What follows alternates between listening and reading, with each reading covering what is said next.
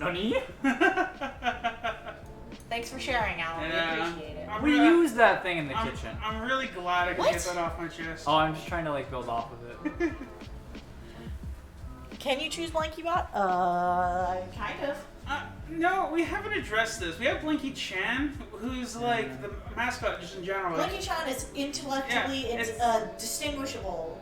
From the Brave Little Toaster. Independent. Yeah. Well, yes, but also from Blanky Chan and Blanky Bot are two different people. Yeah, that's what I'm trying to get at. So Blinky Chan's like the idol, the one who like actually like is like super like popular at school and that.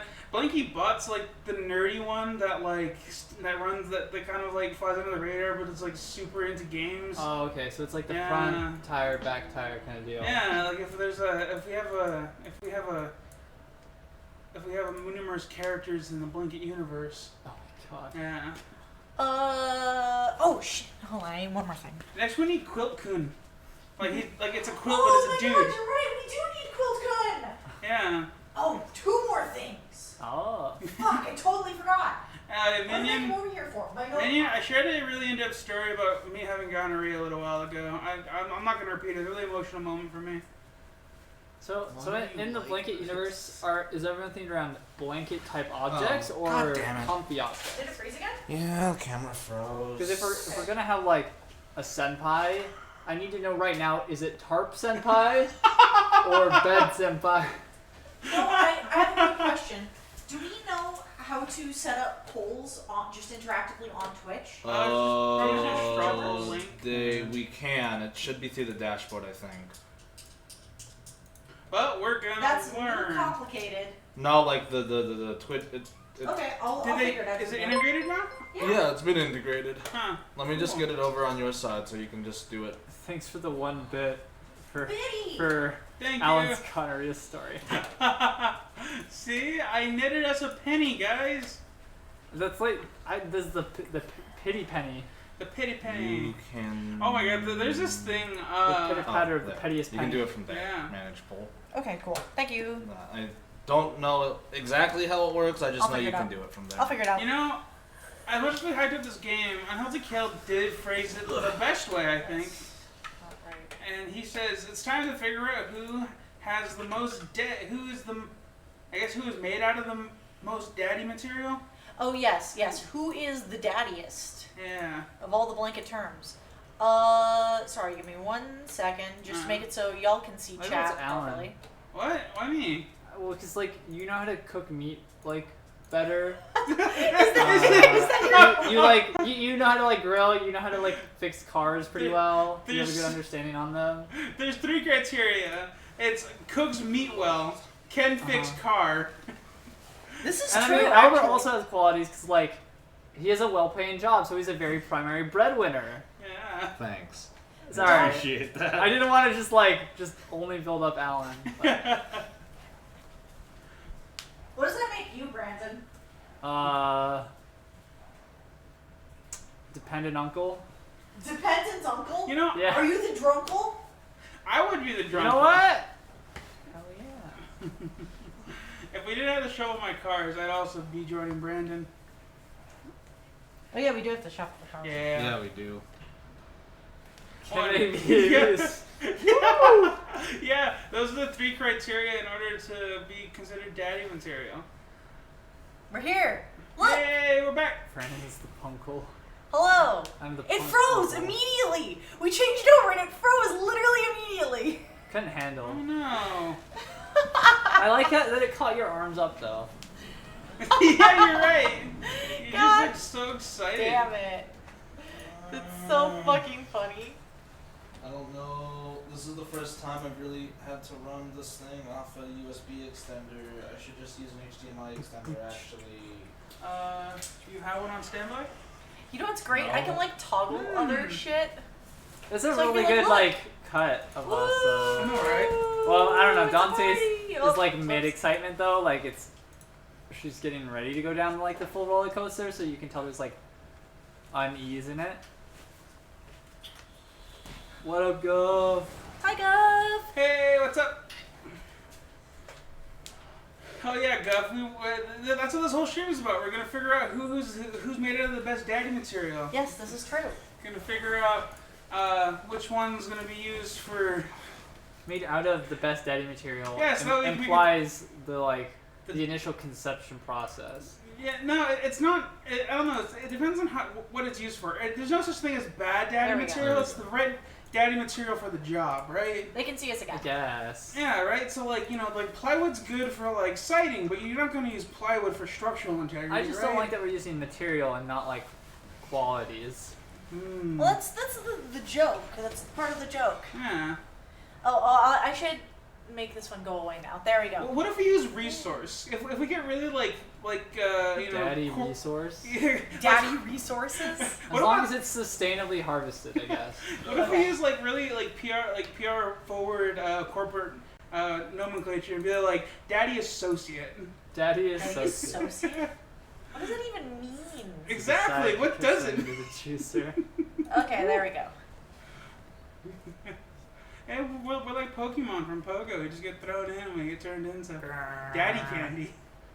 Hello, everyone, and welcome to what is it? Who's Your Husbando? That's the name of my show that I did not forget. Hey, I know. We got a studio audience. Shut up! It's a wireless microphone. No, it's not. It's wireless. And welcome. We're a studio audience. Hi. Brought to you Hi, by- everyone. Hello, everyone. I'm your host. My name is Dawn, and here we have our 3 lovely contestants. First, we have... Oh man, I'm going first. That means I have the sole choice of whether or not we're doing characters or And not. that's his word count. And I guess we're not. What's your name? My name's Albert. Wow, pleasure to meet you, Albert. Woo. Second up in the beanie, who do we have next? My name's Brandon. I live on 123 Fake Drive, and my social security number is none of your business. Woo. Can you imagine if that was a real question on a Oh my date show? God. It's like, what's your social Shit. security That'd be number? We're on hilarious. live television. Oh my god. Hi, Yellow. How are you doing today? That's me. I'm Aria. What a name, though. Tomato Man. Tomato Man. Did we freeze again? Motherfucker! At least it's good for you. It just happened again. At least I'm smiling in What this is this one. happening? I'd love to know. We're using a different port than usual. Sorry, guys. I don't know what's going on. This never happens. Doo-ba-doo-boo-doo. We're not really sure. Try it again, please. There we go. Okay. That's me. I'm Aria. Hi. And third most contestant, because Third most? shut up. Third most contestant we have. Hi everyone, my name is Alan and I'm real excited. I got my dad jerky and everything. I'm ready to go. Got all geared up for dad camp. You have your fanny pack? I got my fanny pack. Okay, good. Yeah. Do you have your Hawaiian shirts? Yes, I have 2, but one of them has pineapples, and that's not from Hawaii, is it? Yeah. Yes, yeah, it is. is. Oh. A pineapple is the Hawaiian symbol of hospitality, hospitality, if you would. Oh yeah, my hospitality shorts. Dad jerky, yes, indeed. What's in dead jerky? It's like fucking gorp. You just put jerky and various berries that are dried, and you mix it all together like a paste. What's gorp? You know, it's like a homemade like power bar. Sorry, I just the microphone's in shot. Hey, look, Oh yes, it very much is. It's a spider. Ooh. that's a giant spider on my leg, Yeah. guys. We're in Make it go Australia. away You is the didn't even know it. problem. Beef and Oh whiskey. right, we can't exactly move it closer. Yeah, we Okay. can't really. This is. We can move the it's fine, stand it's a fine. bit closer. It's fine. It's Okay, cool. We're good. We're good. Sorry about that. Yeah. Thank you, our lovely contestants. It's a pleasure to have you all here, and it's a pleasure to have you here as well. As I alluded to in the schedule announcement, you guys get to vote on who's your husbando. We have our 3 contestants here. Dawn is not a contestant. If you try to vote for me, I will disqualify you. Just for a little bit, though. Anyways, Yeah, we're gonna be playing like a dating game style thing. We're just goofing off, having fun. Figured you guys would like a little bit of a question and answer with our 3 lovely boys here. I wouldn't use the word lovely to describe myself, but okay. What, Yeah. you know what? That brings up a really, really great question. Our first question is, if you could only pick one word, what is the one word that you would choose to describe yourself? Yeah, jerky daddy. No, don't all vote for me. I swear to God. So the way that this is going to work, you guys, is we're going to have kind of periodic polls. I'm just going to ask the boys questions. I have a whole bunch of, like, random questions here. That's not a question I can ask. Why do I have this written down? I did this in 5 minutes. Yeah, we were actually discussing this, and Dom went off, like, we only talked about it briefly, and then, like, Yeah. I was like, man, I feel bad for telling Dom to, like, come up with a few questions. She comes back, and she's like, Alan, I got 20 questions, don't worry about it. And I'm like, what? You were only gone for, like, 5 minutes. Yes. I have 27 questions, Yeah. actually. Even So, more. describe yourself with one word, a rebel. That's 2. Fuck, got you there. Hold on, where's my laugh track button? That's the fucking joke. So we're going to be voting on effectively just who's your husbando. So like I said, periodically every, I don't know, 15 minutes, 20 minutes or so, I don't care. I'm going to put up a poll and I want you to vote for who you think has given the best answers. And it's just for that little, like, short time period. It's not necessarily over the whole time. It's just going to be for that individual block of however many minutes of my choosing. Because I'm in charge and you can't stop me. So, yeah. If you can only pick one word. Dude, I'm going to put up a real poll. It'll be on like Twitch. There's like a poll There's a integrated poll in Twitch button. chat. Hold on. And now I just remembered that it might not work on mobile. Oh, you're right. It's not going to work on mobile. You're right. Well, I don't know if they actually did that. Yeah. This is a sad thing. Let me. Okay, start the poll and I'll check on my phone. Yeah. I can't remember. It might have been added to mobile. It might not be. Yeah, there are a lot of stuff in beta stuff. Yeah, test when coming out. Man. So it's sort of like that. I kind of like, and thinking about this question, I should probably save my prattle until... This is a poll. Hey. This is the... But Yes, this is a sample poll. Can confirm not on mobile. Alan, Yes, are you seeing it's it? not coming up on mine. Okay, never mind. Okay, we're gonna like We're gonna do something use else. straw poll, I Yeah, guess. you can use straw poll. Or we could just say, who do you think has the best answers? And we Just can do it in say. chat. Yeah. Yeah, sure. Yeah, that's fine. I mean, the voting aspect was more for like shits and giggles. Yeah. You know? I like What? that though. A pre-question. This is just arbitrary? This isn't a real game show? Ruining my immersion. Yeah. Thanks for your votes. So far, we have 0 votes for yes, it is, 1 vote for no, it's not, and 1 vote for hi, Dawn. All right. Wow. I wish I could participate. It's okay. Well, now that we know that it doesn't work, we're not going to do it anymore. Yeah. And there we have it. As simple as that. I forgot that it. I forgot that wasn't too. on mobile. It's okay. I've lost my pen. Oh, there! I found my pen. All right. Uh, Have you thought about your question? I Yeah. need my microphone. Gotta make myself super official. That's what I'm looking for because I don't know words anymore. All right. We'll start on the opposite end for this question, Alan. All right, yeah. So I... You're not allowed it's- to describe it. Give me the one word. Okay. You have one word. No, okay. that's your word. No. Have you decided on your word? No. Is that a word? If I say... You can. Okay. Okay. My point is you just can't explain your answer. It's not like. In that case, I don't have an answer now. Oh. Yeah. Wait.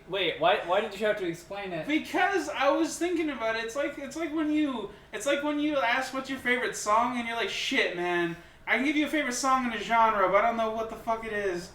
But I guess I'll just go with indecisive. Sure. You know Let's what? go with that. No, I don't change it. Carefree. I like that one. All right. There you go. That's a That good reads. answer. Yeah. So Alan's one word. said in 500 words or less is carefree. I did it. Wait, we have 500 words or less? But eventually you had to settle on the one word. Oh, okay. You have 500 words to think about it. So every time you think about a word, the timer goes down, or the counter goes down. Oh, right, and Brandon, our second individual in this lineup. You're going to be second no matter what. Yeah, that's fine. I get about the average of time. Or we can turn the order inside out and we can Go do like, first. Yeah. I mean, shut up, we'll do it eventually. Brandon, what is your answer? Introverted. Hell yeah. I really wish that I could have gotten like a clap track for this. I didn't even think about Get it. one of those plastic hands that are just clappers. Oh shit, that would be great. I could have like 4 of them, and I could tape them all to a piece of wood, and whenever it's clap track time, I just take it and go. I don't think you need a piece of wood. Just tape them all together, but fan it out. Oh yeah. So they all clap into my each god, other. I could get 2 sets of them, and then I could clap them together. Oh no. That'd be amazing. Many. Anyways, third contestant in this one. Albert, what's your answer? I'm going with eclectic. Yeah. I'll take it. I I'll take agree. it. All right, so just to review, clapped them clappers. I really wish that I had a button for this. So just to review, Alan's answer was carefree, Brandon's was introverted, and Albert's was eclectic. Yes. Pieces of wood together sound like gunshots. Oh yeah, if Thanks. you get 2 really long pieces of wood and you hit them right together. It's kind of like what happens when you get those 2 balloons that they have at stadiums and they go. Oh yeah. Yeah, those rubber balloons that sound like. Yeah, like the flaily balloons. Those are so fun for It smells like someone got dummy thick cheeks. What? Wait, All right, what? we have another question. I'm gonna steal the question that was posed in chat. Who's your husbando? So we're gonna have a second to think about this, because this is, it takes a little bit of time to think about who your husbando might be, and you do only get to pick one. Okay. Singular. Is there any other clarifying things you need to add? Because that might change an anser. God damn it! The camera died again. What is going on? That's because it's a Advising different time, port than yes. usual. Why is it not the normal port? Cause it's farther away, and okay, let me just. I didn't wanna. Here, Albert, let me see. We might be able to run it in front right here. Albert. Oh, yeah, It looks like there's a little bit less yeah, distance yeah, in yeah. front. Sorry, guys. Please be careful around the mics. Remember, it will get very loud. I'm whispering. Hi, chat. Oh my God, we're not an ASMR stream. I know. It's just I'm standing real close to the mics. All right, I think we're good. You freshed again. It didn't turn on. Okay, there we go. Hey, we back. Okay. If it dies again, I die in real life. I don't know. I don't know. Yeah, for real. It's salty, man. Don't look at Discord. No. You can't tell me what to do. Yeah, he's been taking pictures every time the camera freezes, and we happen to like. Wait, I've missed so much I was gone for goddamn 10 minutes, and the raid channel has that's gone blown up. insane. Yeah. Yeah, it's blown up. Well, Yulo thought it was his raid channel. Oh. There's a whole story behind it. I confused everyone by naming it their raid team name, Oh. which was a very intentional choice. Alright, so what you're saying is that it's your fault. Yes. Wow. And I take full ownership of my actions. I take pride in my actions, in fact. You can't. use literally everybody. Yes. Well, no. Okay. So their raid team. They were joking about naming their raid team Why Steve, and I named ours Why Not Steve. Oh. I think that's intellectually see. distinct. It's like not Starbucks. Have you heard about that? No. It's a restaurant that has like almost an exact copy of all of Starbucks recipes, but it's just not whatever, and it's not Starbucks, and it's protected under parody law. Wow. Yeah, it's really cool actually. All right, where's my mic? Husbando? Albert, who's your husbando? I've been playing the new Fire Emblem DLC, and there's this character named Yuri, and he's like one of stereotypical handsome anime characters. Hell yeah. But it's very clear something's going on, and I feel like he's gonna stab me in the back, and that's kind of fun. Oh, and that's your whole thing. You like someone who's dangerous. Yes. Who can and probably will kill you. Yeah. Yeah, I forgot. That's Albert's thing, I guess. I don't know, man. Maybe I shouldn't have worn a sweater that's the same color as the background. Brandon, who's your husband? Honestly, I've been still thinking the same thinking. thing. You're still thinking. Normally you get the question like, who's your waifu? And I was like, oh, okay, I guess this is pretty simple. But who's your husbando is like... Alright, fine. Alan, who's your husbando? Wait, we get to skip him? You gonna skip me before? I think that's unfair. I got a couple of them. You already know who it is. It's sort of like news runners. It flitters from time to time, but currently, just because I've rediscovered this manga again from the manga series Komi-san Can't Communicate. One of the main supporting characters is Najimi. I never read their first name. Is Osana, but the character's gender fluid, but is primarily male. It's primarily presents female, but everyone refers to him as male because it's Japan, right? Yeah. Okay. Yeah, but they have this huge chaos energy, and I'm like, yes, yes. All right. Now I have a very important question. Mm-hmm. If someone chooses to identify outside of the gender binary, can they be considered a husbando? Oh, that's why I asked if there's a clarifying question. If not, there's another character from the same series. His name's I don't know. Would this individual be uncomfortable with being referred to as male? No. Okay, then that's fine. He's fine with it. That's the big thing. As long as they're okay with being referred to as a husbando, then that's fine. Alternatively, there's also a character in the same series called his name's Katai, but he's just like delinquent type, but he's just super awkward. It's so adorable, and he's ripped as shit, so that's always a bonus. And Brandon, who is your husbando? Let's go with the main protagonist from Interview with Monster Girls. Fucking Dad Arms. Oh, I can Do look you it up know real his quick. name? Do they give him a name? Yes. Yeah, he has a name. Alright, let's figure it out. He's something sensei because he's teacher. Yeah, but like... Of course he is. They always just refer to him as sensei. Yeah, they just refer to him as sensei. Yeah. Well, I mean, the entire thing takes place in a school. Yeah, his first name is Tetsuo. His last name is Tetsuo, thank you. Takahashi. Oh, Takahashi. Okay. Yeah. Yeah, he's There you go. the whole thing is that he's a teacher just in like a school, but he's also a scientist. Mm-hmm. And he's like interested in like the monster races. Yeah. Which have like slight stigma against them, so he's like helping to protect them. The like demi-humans and their integration into society. Yeah, he's the only succubus teacher is totally in love with him, and it's great. Yeah, he's the only human in a monster school. No. Right? No, they're integrating monster students into right. So there are a couple like just kind of like sprinkled. Yeah, there's like 4 or 5. Yeah, they're like fuck. Damien from Monster Prom. Dude, I don't have to kill you. Reminded You're me. You're right. Jeez, I love Damien so much. Damien's solid. I like Damien. Yeah, both because I like to voice him, and I also I just like his whole personality. Yeah, he's good. Nice. Congratulations. You done it. You done it. You did it. All right. Now I have another question. All right. For you guys. Yeah. So actually, next chat. Who do you think gave the best answer? Not question. They're not. Okay, so the question's not for us. Okay, cool. No. Well, I'm about to give it to you. While chat is deciding, whose answer do you like the best? Yes, I agree on Healthy Kale, but you're not a contestant. Who do you think has the best answer? Whose husbando do you agree with most? And then the question for you guys is, what is your ideal first date? If you were to take chat out on a date, what date would it be? No one picked Titus, so I chose no one. Wait, Titus from Final Fantasy X?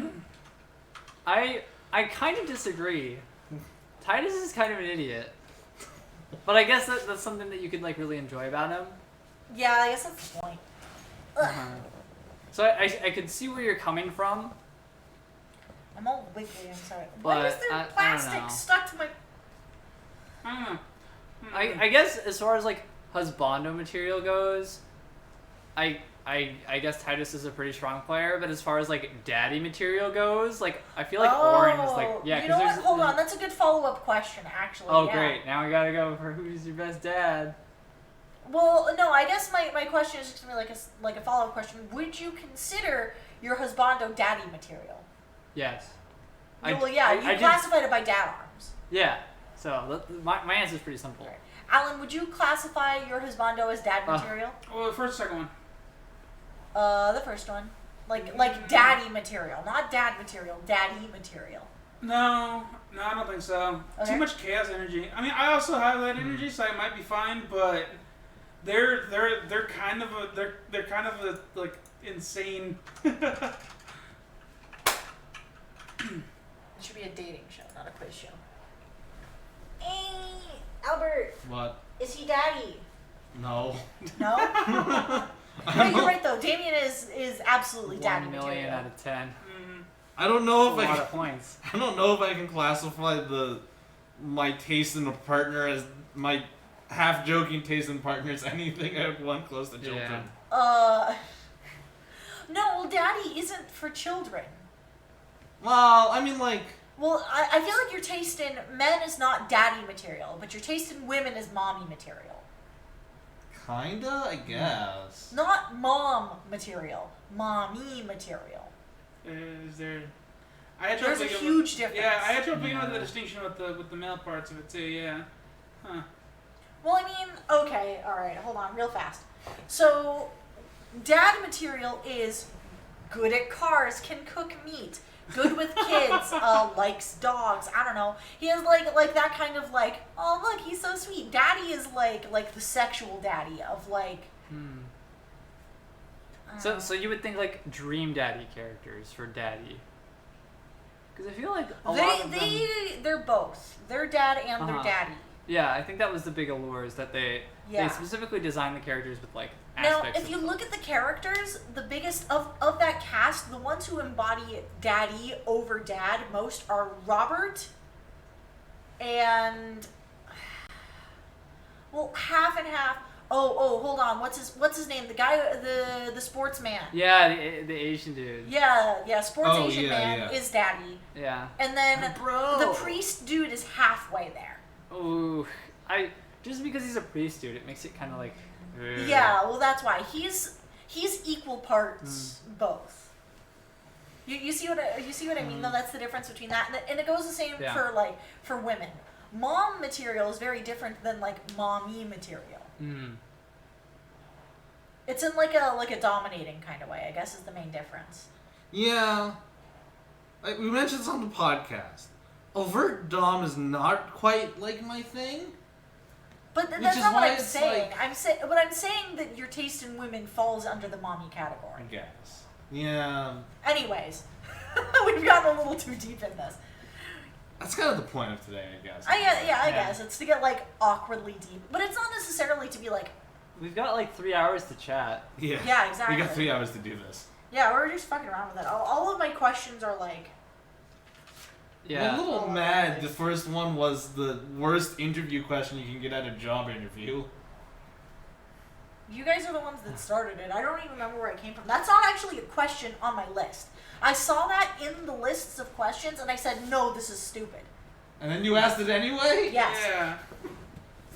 Well, I mean, I kind of want like, I don't want, I want serious answers, but not like, like bare your soul answers. Sure. I mean, unless you want to bare your soul. Your Also- type 2, Steam Discovery Queue, I can't read The that. Steam Discovery Queue is full of dating sims and girl power games. Hell Oh, yeah, yeah. though.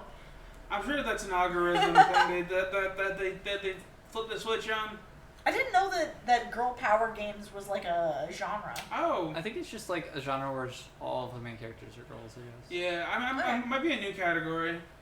I don't remember ever seeing it before, right? I mean, all the Steam categories are user generated. Oh, that's fair. Oh. Ah. Anyways, I asked a question earlier, and that was, what's your ideal first date? Have you guys come up with one? No, I was thinking about the little like who Oh, is made the who is category, top okay. daddy in Final Fantasy X, and I was like, okay, definitely Waka next. no. Well, okay, so he gets to be a dad.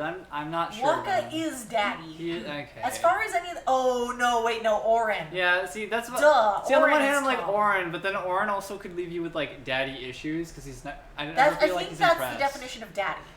Oh, I guess that if he can leave me with Never daddy impressed. issues. Wow. Oh, All Oh, right. you know, that's a good point. I kind of forgot about that. You did. I totally forgot. See, now if we're gonna that describe she like was- mom and mommy material, Yuna is definitely mom material, but Lulu is definitely mommy material. Yes, That's a you're prime right. example. You are absolutely correct. So is fucking Pain from 10 too. Yeah, I Pain feel is like mommy they wanted material. to re-embody the like Lulu aspect. Yeah, But it would even be though weird. Lulu's in the game. Well, it would be weird to have a pregnant lady fighting on your team against monsters. Hasn't she already had her kid at that point? Or is she still No, pregnant? she's like full belly bump. I don't remember. We haven't finished 10 2. Okay, you like walk up and she's like, "You want to touch it?" Right? No, we only got far enough in that we realized that we couldn't actually name brother Mm. in the simulation That was because there's like a frustrating. Pokemon aspect Yeah. to it. So you catch a thing and then you give it a name. Oh, And we okay. were really upset because we got to name him and we named him Yerples, Yeah. and then it never referred to him as Yerples, and he's just continuously brother. He never actually gets a real name. Yeah. So he's Yerples. They just- Anyways, she gives birth in the final part of the game. Mhm. Oh, okay, cool. Oh. Jumin is absolutely daddy. You're right. How did you know Mystic Messenger? I knew what love Mystic that Messenger game. was. I didn't play it, but I knew what I it played was. the shit out of it. I actually went through and got everybody's endings. I saw it on your phone and I was like, is that Mystic Messenger? Yeah, I haven't played it in a really long time. And- It was just cool. yeah. It's just like a really cool concept, and anyways, we've gotten derailed. Sorry. First date. Where are you taking Chad on your first date, Albert? I'm still going with the thing I've done for every other first date, which has never gone well for me, but I'm doing it anyway, and that's just coffee. Nice coffee, though. Like nice coffee? Yes, actually nice coffee. I don't think that's a first date. I mean, I feel like that's like a pre-date. is it? Yeah. I never know, like... I feel like that's a getting to know somebody phase, but not like a date. Would you call it a date? I would call it a date. It can be, but Don's right. I think that the definition of date here is more of like outing rather than just a meetup. Yeah, okay. Okay. So So when you you would- ask someone out for coffee, Uh-huh. is that intended to be like, this is a date? You're not. I I feel like when you ask guess. someone else Yeah, out for sure. coffee, you don't. That's not like an Okay. intent. So at that point, Yeah, you're okay, I confirmed see. like dating, right? Okay. Yeah, because that's like a you. I mean, like I can ask a friend out for coffee and it's Yeah, whatever. I've It's a met getting a to know friend you. for coffee. Like I feel like a first date would be like, hey, I'd like to take you out on a date. Okay. So it's sure. with the intent of it being a date, not just to Okay. get to know this person. Mm. So, All right. so that does clarify that. okay, Okay. then you I'll think about rethink that that. for a moment, Okay. Brandon. Mine has like a caveat. Am I allowed to like ask what they like first? And if like they are like, yeah, that sounds like a cool idea. You're taking Chad out on a first date. Yeah. Okay, so I would probably pick, like, on the one, I kind of want to like make sure that they're like, yeah, that sounds like something that I would enjoy. Yeah, well, I mean, of course you get to ask, but like. Okay, but my first then, suggestion I mean, kind of like ideal a date. first date. So you can't ask in this case. Oh, okay. Okay, so you've gotten a sense Okay. of the person. You've gotten a sense of Yeah. chat. Mm-hmm. So You've gotten a sense of it. What's like what do you think is like a good all rounder, if you would, that Okay. pleases the most people that you would want to go out with. So like if but I like video games and you can't do that. yeah, you can. I mean, I guess you could, but Find a way. I really don't like arcades. As far as like spending money for them. Oh right, Brandon's cheap. But I would probably pick something that one I'm good at, so I can kind of show off. So that would put me at more of a like lead the way kind of position. It's a good point. Maybe Yeah, it's there's just Dave Dave Buster's. and Buster's. Dave & Buster's is a shitty arcade though. Yeah. It's not a great arcade. So I would pick roller skating rink because ice skating is cold. Okay. But if on the one hand, if they know how to roller skate, great. On the other hand, if they don't, I teach them, and it encourages physical contact because I have to hold their hand. So it's like it's underhanded, pun intended. But yeah, there's that, and then also maybe go for like food or something, because there's always the good one-liner that I used on Gonti's when we went to go get ramen, and that was you can cover the next one. I got this one, because that implies that yeah. if they feel guilty enough to want to also spend money, it confirms a second So date. you're guilt tripping someone into going into I'm on a not second guilt date. tripping someone. You heard it here first, folks. Brandon is guilt tripping Gaunties to go on a second date with him. Wow. Got him. It's a good thing he's not here.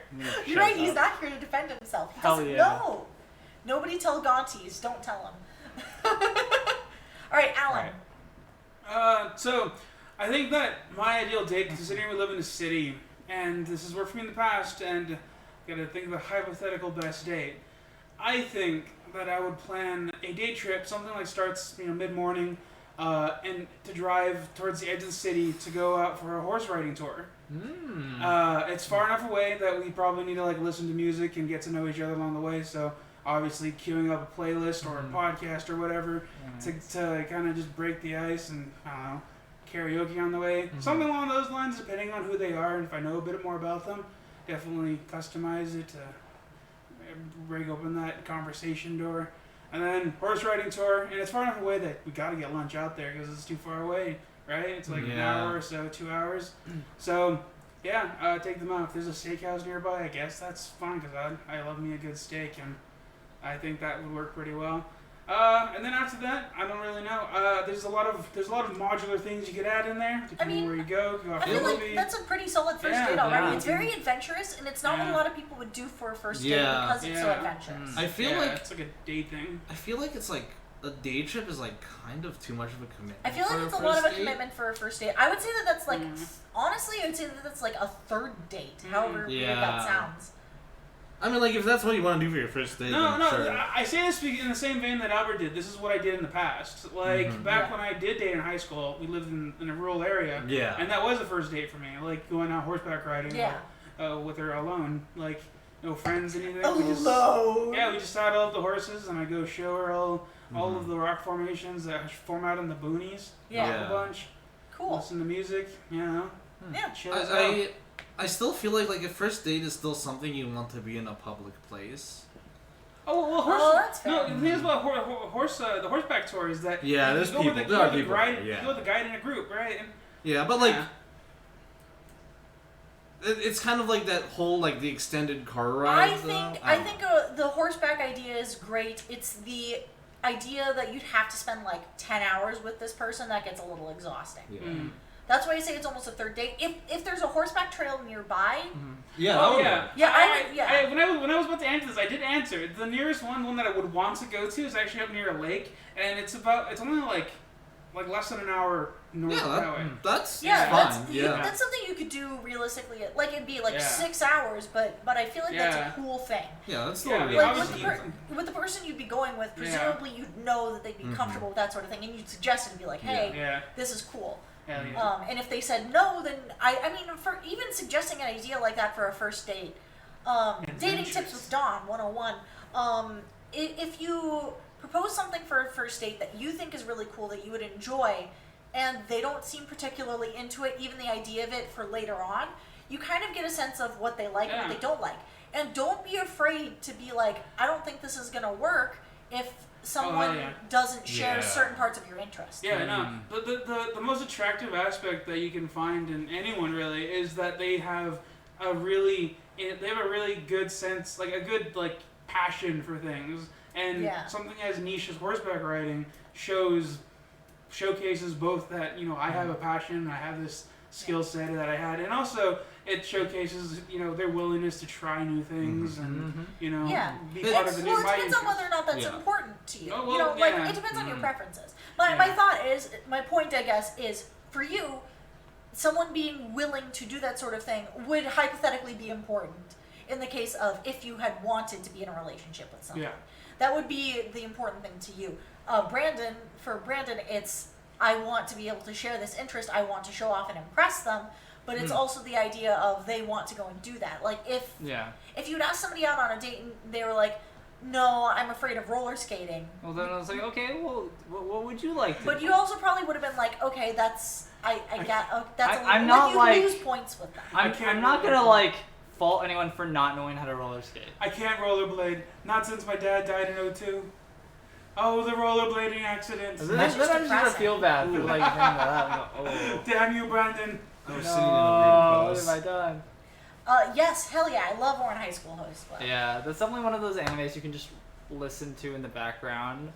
Because, like, they narrate everything. It's like Naruto. Great. It's like, oh, he transformed. Oh, Haruhi. Alright, do you have an answer, Albert? Yeah, I had this idea before Brandon said it, but I would do an arcade. Arcade? Like a good one though. Like a nice arcade. Strictly an arcade. Yeah. Not like a restaurant and arcade, like you know what? an actual arcade. You know what you would actually really like, even though it's not just a pure arcade? Sender 1 in LA. I think you would like that because it's Really? Well, yeah, because it has all the cool Japanese video games. Sender 1.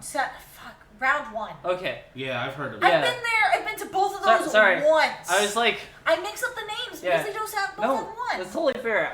Because we haven't Round been there a lot. 1. Sorry, yeah. Round 1 in LA is really cool because it has all the Japanese video games Yeah, and it stuff has like that. the fighting games set up next to each other. It too. has like the claw games. Yeah. Oh. Oh. Yeah, it's where I got the friend. It's where I got the octopus. Yeah. That's in What? my room. What? The little red octopus toy. I don't think I've seen it. Well, you know what? It's red. It's Valentines colored. Okay, I don't want to get up though. Oh, fair enough. Will somebody go get the octopus? I got it. Yay! Thank you. But But- just an arcade. Yeah. An actual arcade and then do food separately. Okay. What kind of food? Because Alan specified steakhouse. Yeah, that's a personal preference, but that's flexible. I have recently found out that I fucking love Greek food. Oh yeah, you did mention that. So like, if there's a decent Greek place along the way, yeah, fucking hell yeah. it's the I- friend. Feel like I wouldn't. Touch him. He's very soft. Yeah, please. I don't think I would do a steakhouse.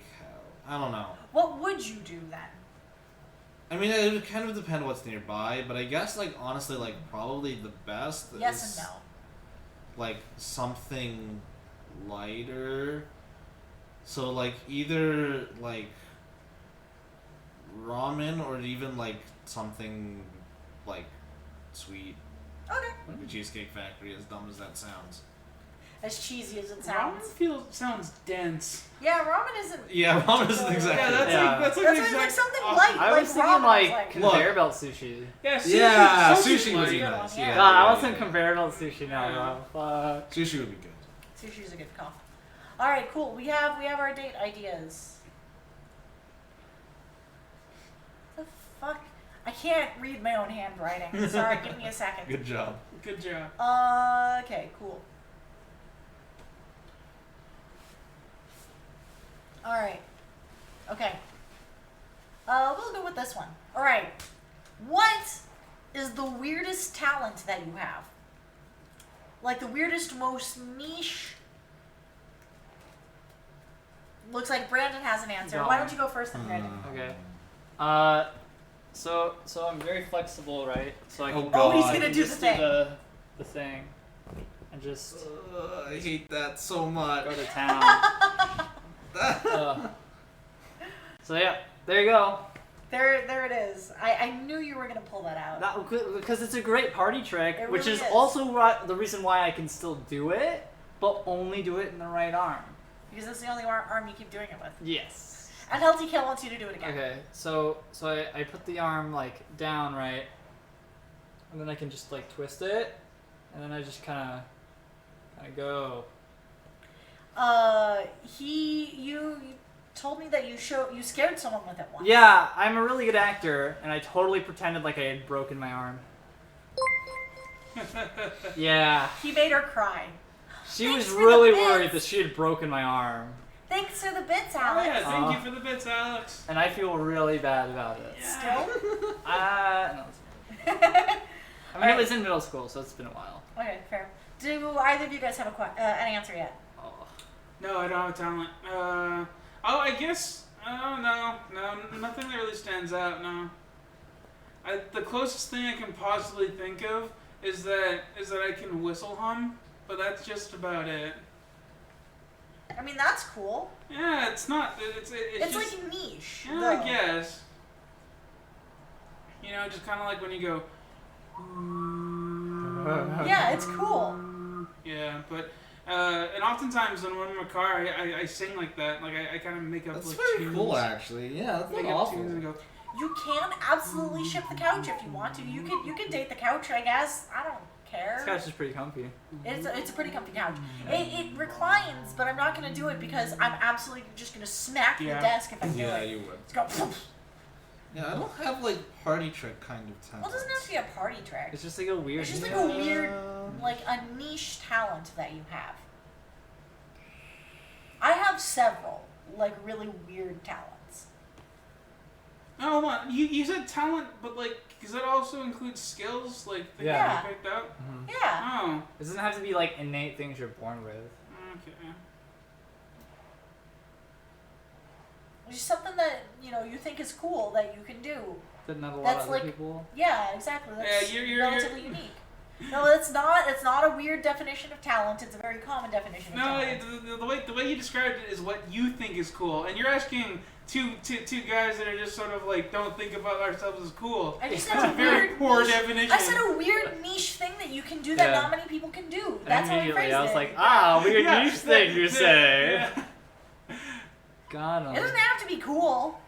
I can make Lame. balloon animals. That's not fucking cool. It's really weird. It can be. I've seen people that do it well, and But I it's like, can't do holy it shit. well. I can just Yeah. make regular ass balloon animals. I like when people try to make balloon animals of like actual people and they look like super like nightmare horror. They're movies. terrifying. I don't like I like that. that. I That's saw funny. this video recently where this guy, I'm gonna call him an artist. This artist makes a balloon animal, but like he's folding it while it's deflating, and when it's done, it's the whole balloon, but it's like a balloon animal, but it's this big. What That's the really fuck? cool. Yeah, it's insane, and I'm like, holy shit.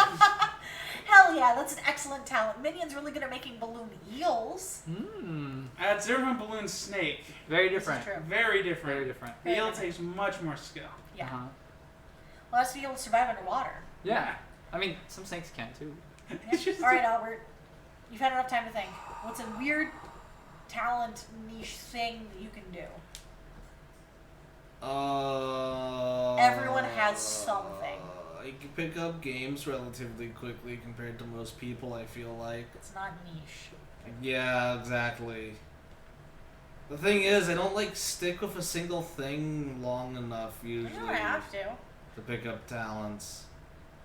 The only thing I've really played, only thing I've really sat down to like get good at is like X-Wing and Rivals of Ether. But like, I don't know if I'd call those talents because I'm not even that good. That's not what I'm looking for. I know, I don't have talents. Ooh, I got another one. Can I add another one? Yeah. Alright. Alright, so I can just crack all my knuckles, all the knuckles in my hand at will. Yeah. See, that's a thing. Yeah. That's like a thing. Yeah, so That's like what I mean. Oh please. Oh, I don't like that. Ooh. Where are your dice? Where are they? I don't like the popcorn. Where are you It's hiding the them? Forbidden popcorn. it's still going. I can hear it through Stop it! I don't like it. Brandon can do a similar thing with his toes. Oh, That freaks me out. I don't mean to do that with my toes I though. can hear him walking down, like he's trying to Yeah. be sneaky, and he'll be like walking down the hallway, but I can hear him walking down the it- hallway because his toes are You cracking. know it's me. It's The so toes weird. cracking. Still going. Stop it! Yeah, honestly, no. Like, I stand by it. I just pick things up quickly. Your conclusion. Okay, sure. Yeah, Okay. that's what I'm sticking with. I pick things up quickly. All Not right, even just fine. video games. Just things There in we go. general. Who do you think had the best answer? Tell me. It's not Albert. I'm flexible. Physically? No. I used to be pretty flexible. I never Yeah, really it's- achieved you the know, full splits. But I used to Yeah, be real close. flexible too. I know. I remember I used to be close to a full split, like Yeah. a horizontal split, Yeah. not a front backwards. That shit's hard. That. Woo. Yeah, because I remember I used to be in wrestling. I used to Really? stretch a lot. I was always way better at the front back ones than horizontal I ones. can never do the front back ones. I mean, I always had a gut too, so because even in high school, back when I was pretty fit, I was still pretty big, so That's fair. the front back one was always a bit difficult.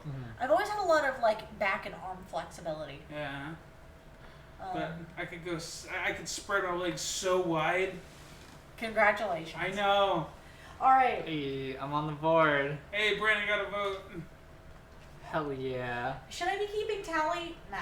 Not really. I feel like people individually should be keeping tallies. So Yeah, it's like, yo. 'cause it's for they know at the end of the day. All right. What's a band that you never tire of? 21 Pilots.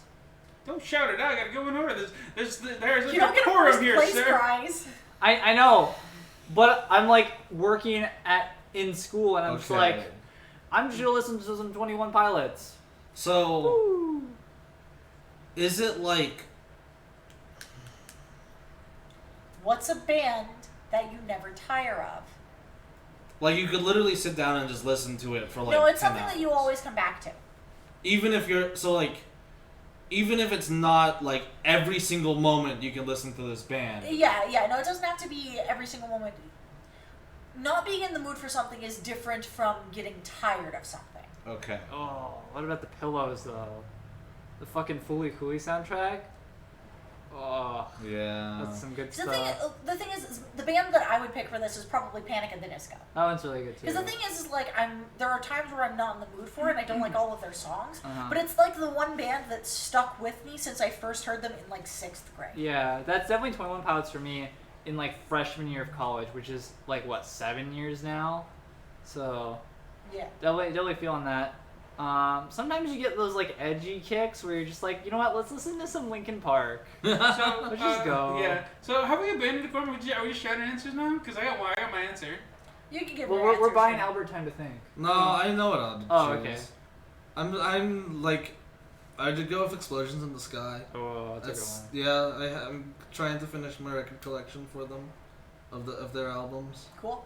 I think I'm missing like 1, 2, not counting the music soundtracks, so I'm not going to be asked to get music soundtracks. That's fair. Yeah.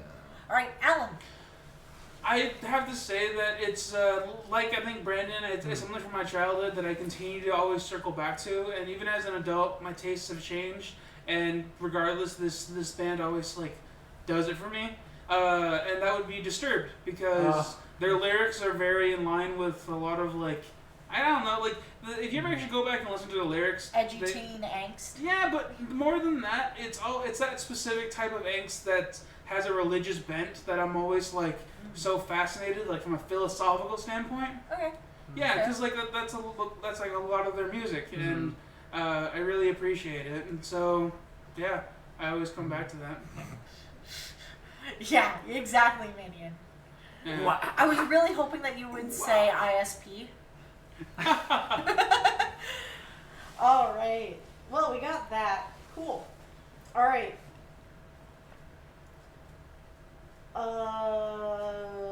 Wow, I have a lot of questions here. Good. That's. I a know, good but thing. now I'm getting Ooh. like choice Yeah. paralysis. Well, what do you think about that? Can I ask a follow-up question? Because Yeah. I'm trying to feel this. In that band, the band you named, what's one of your favorite songs that you always like come back to? Because like Ooh. there is for me, it's Yeah. always the one specific song Yeah. that like kind of gets me right into I it, and then I gotcha. go through all their discography again. Yeah, I got you. For me, it's Serpentine. Mhm. Like that's Serpentine. Serpentine. Yeah, I mean it's spelled Serpentine, but some people call it Serpentine, and it's kind of weird. Whatever. But yeah, that song, like the lyrics are one of the few that I first like. I loved it so much that it was like one of the first ones I looked up the lyrics and like learned word for word, and then after that I kind of went down that rabbit hole. So that's what does it for me. Nice. Definitely Car Radio. Is like, I feel like that was one of their opening ones. That one in Guns for Hands was their like opening, like, yo, check it. It's about kids committing suicide. Oh, that's so sad. And like how he's like, I can't sleep at night knowing that kids out there are just feeling that depressed that they feel like they have to kill themselves. Yeah. It's very and Car sad. Radio, yeah, it's a really like sad thing, but it's also like, Brandon, are you okay? I'm okay. I mean, the biggest thing is that the artist. well, the artist is trying to prevent that. Yeah. He's trying to raise awareness. Yeah, the artist is approaching it from the artist Yeah. point of view of like, fuck that. Yeah. Right? Yeah, no, I understand. Yeah. And then Car Radio is about like anxiety of being like alone and like no longer being able, like not having something to distract you, and you're just like left by yourself. And I like Car Radio for that. That's really cool. It's hard to do this for Explosions in the Sky because it's all like no lyrics and Instrumental. like it's all instrumental. Yeah. So like it all kind of blends together sometimes, but there is one song that I do really quite like a lot. It's in their newest album that came out like a few years ago now. It's called Disintegration Anxiety. It's hard to explain because it's instrumental. It isn't really about anything. What does it make you think about? And the emotion that it carries. Uh, Or at least that triggers for you. Yeah, because different things can trigger. Yeah. yeah, I get you. Because I got like, there's like the last forest, or it's the last dinosaur, and then like Couch-chan. if trees could talk, Mm-hmm. and then the like one of the songs that plays is the first fire, so it's like, oh shit. Yeah. Yeah, so explosion, like, I always try to, like, kind of think my way around the title of the song, but I honestly feel like my particular emotions for each song is kind of different from exactly what the title is. Yeah. I think for Disintegration Anxiety, I think it makes me feel more like, honestly, it makes me feel more like I'm okay with just, like, not being myself for a moment. Mm-hmm. It's just like, yeah, I don't have to worry about, like... You could just take a step back and Yeah. just like, I'm comfy where I am right It's now. the opposite of anxiety. Mm. Yeah, it makes me feel comfortable with, like... Acceptance. Yeah, it makes me accept the fact that, like, things don't always make sense. Mm. And that's okay. Yeah. Yeah, that's a good emotion. Yeah. Gotta get me some of that juice. I just sort of go back to Panic at the Disco because Yeah. it, like, weirdly enough, Brendan Urie is one of the only people who I can match the vocals of because he doesn't sing super high or super low usually. Mm. So it's just what I can sing in the car. Okay, That's it. I will actually clarify mine, because I thought of a better way to describe it. Okay. It's, like, you can't always control everything around you, and that's fine. Ooh, I like that question though. What video game has the best music? Man. Final Fantasy XIV's got some like slapping soundtracks. I mean, you're right. Doom. Dude's pretty Ooh, good. that's Dude's solid. good. For me, Doom. It's because I really love heavy metal. It's really weird because I have two genres that I absolutely love: heavy metal, like specifically like distorted heavy metal, and also lo-fi, like lo-fi hip hop, like the classic Beast of Study too. Like it's really weird. I love both of them because for me, like Mega Man 3. That's not a bad choice.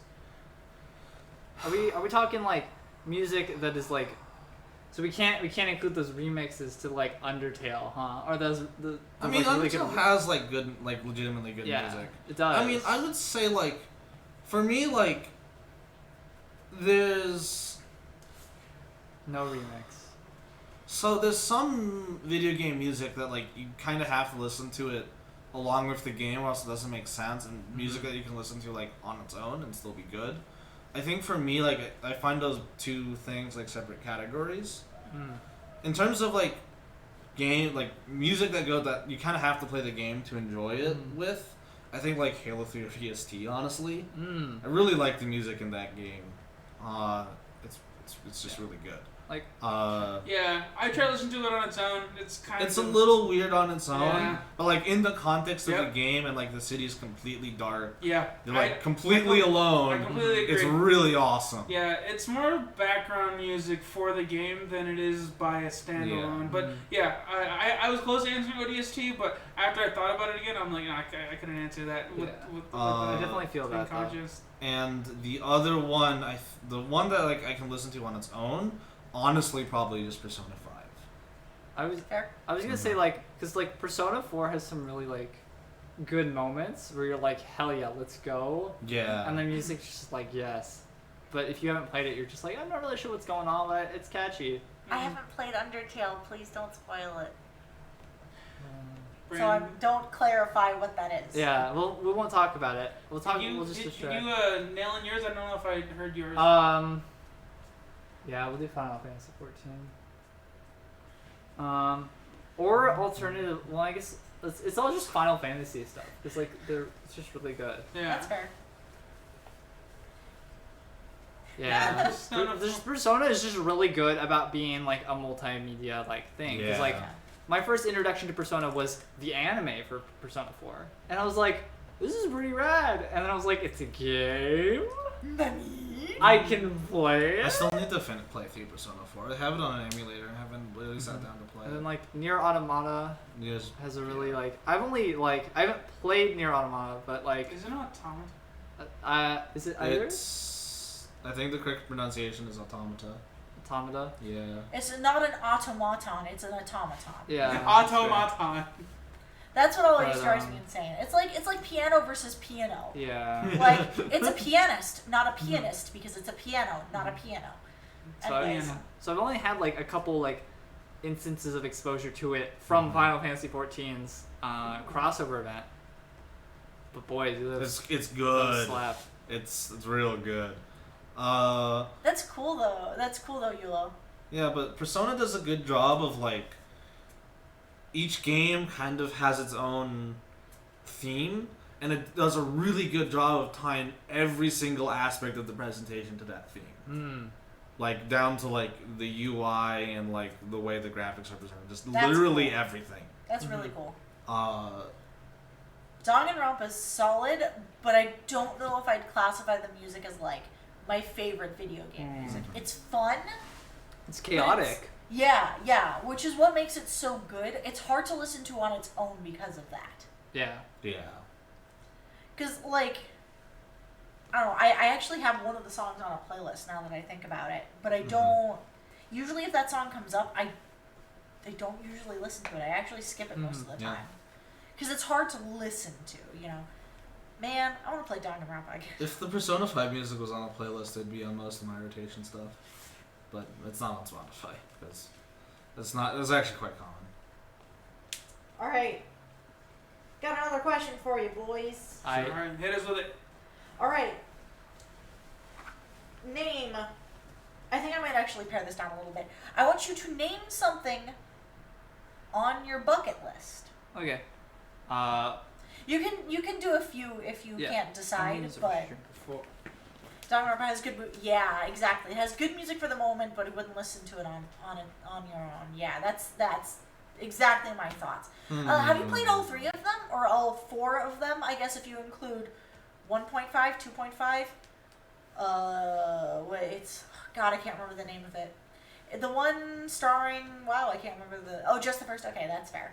Yeah, I have all of them, but I haven't played the PSP game. I have it on PC, but I haven't played it yet. Despair Girls, that's what it's called. Just one. Also, can it be? You can pick a few if you can't decide. Okay. Does it have to be something very specific, or can it just be travel a place? It could just be travel a place. It's just something on your bucket list. Yeah. Just something that you like really want to do before. I feel like all 4 of us would answer visit Japan. Yeah, this is true. Yeah, so I kind of don't want to select that. That wasn't There's high a on my lot. list, actually. I didn't even think about that. Really? No, yeah. Not everyone has played those, so let's keep it no more specific than that. By the way, because Danganronpa is a game that I want all of them to experience. I'm actually going to be doing that on one of our bonus streams at some point. So sometime within the next few weeks, I'm going to be playing that on a Saturday. It'll be fun. Thanks. Yeah, so I think I'm ready to answer. Yeah, I got mine. Go for yours, Alan. Okay, so the first thing I thought of, and I don't know if this was necessarily the highest on my list, but it's the first I thought of, because I never think about bucket lists. I don't. Yeah. It's not part of my daily thing, and I've never thought about bucket lists. But the first thing that jumped out of my mind was complete the podcast that I consider my magnum opus, and it's not the podcast that I'm thinking about now. Yeah. It's actually a different one set in one of the very first homebrew worlds I ever did. I still have it, but it's a fantasy world, and it's about it's 10 times more expansive than the one I'm working on now. And the idea behind it is so niche and so out there that I don't want to say too much about it, because I don't want to do it now because I don't have enough skill. I don't have a good skill set to pull it off well. Yeah. But I want to complete that. I want to, at the very least, start it and get it going, and actually invest time and have time put into it. Yeah. And it's a very specific idea, but I just want to get it made, right? After that would probably be, oh gosh, I actually had this in my listed, and it's just I'm spacing it now. What else was there? We can come back. Yeah, I can come back. The other one just left. I had them on my hand. I was counting them. Oh. I had 4. Yeah. You can carve them into your fingertips. Yeah. Alright, Brandon. Go to Japan would be fucking sweet. Yeah. Just right out there. Just going Yeah. to I mean, Japan. I think you had stepped away when Albert said, I think all of us would say going to Japan. Oh, okay. Then go to space. Really? Being in space would be fucking cool. Well, wait, no. This is bucket list. This is things you want to do that you're like, I intend to do this before I die. Not just like something you think would be super cool to do. It's something that like Damn. you A plan little bit to harder. do. Well, that's the point of a bucket list. Yeah, but like aiming towards a couple of those goals. I don't know. Can live forever be part of a bucket list? It's not before you. Well, if it's before you die, you live forever. Then yes, because it does happen before you die because you do live forever. Yeah. Oh, the memes are below our camera for some reason. Oh, weird. That's okay. Here, hold on. Wait, there we go. Yeah. That's right now. Yeah. The one and only thing on my bucket list is to live forever. That can't be on your bucket list. Why not? It is something that can be achieved. That's It's fair. before I die. Yeah, okay, Mr. Wish for More Wishes. Exactly.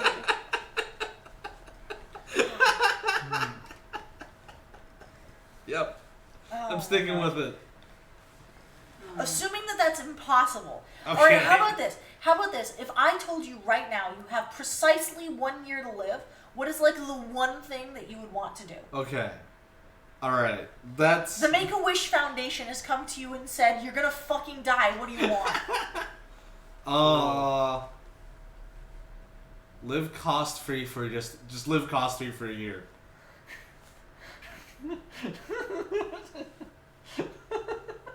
This isn't a wish list, Yeah. it's a bucket list, Albert. Get all the monies. It's like, literally, if like someone said, like, you get 1 year to live, what do you want to do? And it's like, okay, just cover my costs. No, For, like, they're not. 1 year. Well, they're not telling you. You Yeah. have 1 year left to live. I'll do whatever you want. It's you have 1 year Fair. left to live. Make the Okay. fucking most of it. Yeah, okay. You can't just say I'm gonna live cost free and then do it. Yeah, because that's really hard for them to advertise on like a flyer. It's like, look at all these kids who got to meet famous sports stars, right? And then there's you, like, look at this guy who got to play on his computer for the rest of his life, Yeah. and we facilitated this. Oh, As yeah. fucking sweet as that is of a feeling to just go wake up, get onto the computer, and then go to bed after getting off of the computer for like the first time. Yulo, come to fucking FanFest in San Diego this year. We'll drive to Disneyland after that. How about that? You could. I got people who work there. Okay. I mean, I'll go to Disneyland with you. I mean, yeah. Alright. I'll straight up do it. I think I need a serious answer. So I would like to go at some point in the middle of the night, drive out to literally buttfuck nowhere and just stargaze for a night. That's cool. That's cool. You can actually That's see also stuff. something that you could do right now. I could. It would be hugely irresponsible, Not really. No, not really. I guess. I mean, you just get in your car, you drive an hour to the east, and then you're in buttfuck nowhere because we live in the middle of a desert. Yeah. I mean, he had to get far enough away from the light pollution. That's why I said an hour. I'll have to Well, get an away hour from the south highway. would be better, actually. Yeah, if you go like better yet, to go 2 hours south. Well, then you're almost at Yeah. Then you're almost at Tucson. I'm just saying, light pollution in this area is just insane. Well, Well, yeah, but it dissipates after about like 10 miles. It's No. further. It's much further. Because the fact that everything's so flat and open, it's just out there. So you Or really need to go You like. could just go past the mountains to the east. The mountains are about an hour drive away. Yeah. You could do it pretty easily.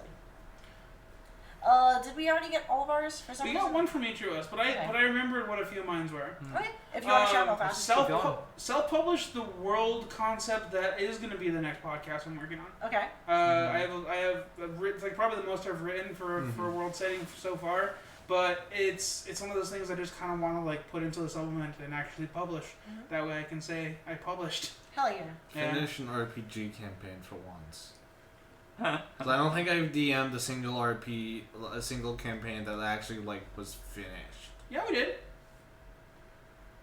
I guess Yeah. That wasn't exactly the end I wanted, though. Oh, well, that's just being nitpicky. I guess. Nah. My character had a good ending. Yeah. I felt satisfied dying in the boss fight. Oh, that Oh, one! right. I've forgotten about. I guess that was. Yeah, you know good. what? I had One forgotten good. about that. Okay, but that's the only one that I've ever that I think anyone could say like was truly like properly finished. And we Okay, fucking one more. steamrolled over because we like just like bulldozed the like end of it. Yeah. We didn't actually play through it. We kind of just built up to it and then we like set up the final thing. So, but it paid off. It's good. Hell Yeah, I think that's the only campaign that like I've ever actually like finished. Mm. So I'd like to someday finish one. There's a few ideas I have. I have another question if we're ready. Sure. All right. All right, what's your guilty pleasure? Nothing like don't get too weird with it. I don't want you to be like prostate massages. I You know, curl up like- and Prostate sledgehammer. I just break out my prostate sledgehammer. And just start And hammering But away. you know, like a guilty pleasure. Some people would classify like Twitter as a guilty pleasure, however weird that sounds, because like they're wasting their time on it and they know that it's bad, Oh, but it's I something that they guess, enjoy yeah. despite consciously being aware of it. Mm. So No, they we're don't not have gonna the make kill. it that weird. Oh, okay. I think I have a couple guilty pleasures that I'm just like, yep, I need these. Honestly, the record player is mine. I don't Because, like, realistically, it is as good, if not worse, than just a good audio file. Like, realistically, But I don't think that that'd be a guilty. Well, do you feel guilty enjoying it? I don't think I'm not the kind of person that feel guilty about enjoying anything. Honestly. That's fair. Oh, I know. Yeah, I know what we can modify to make it action.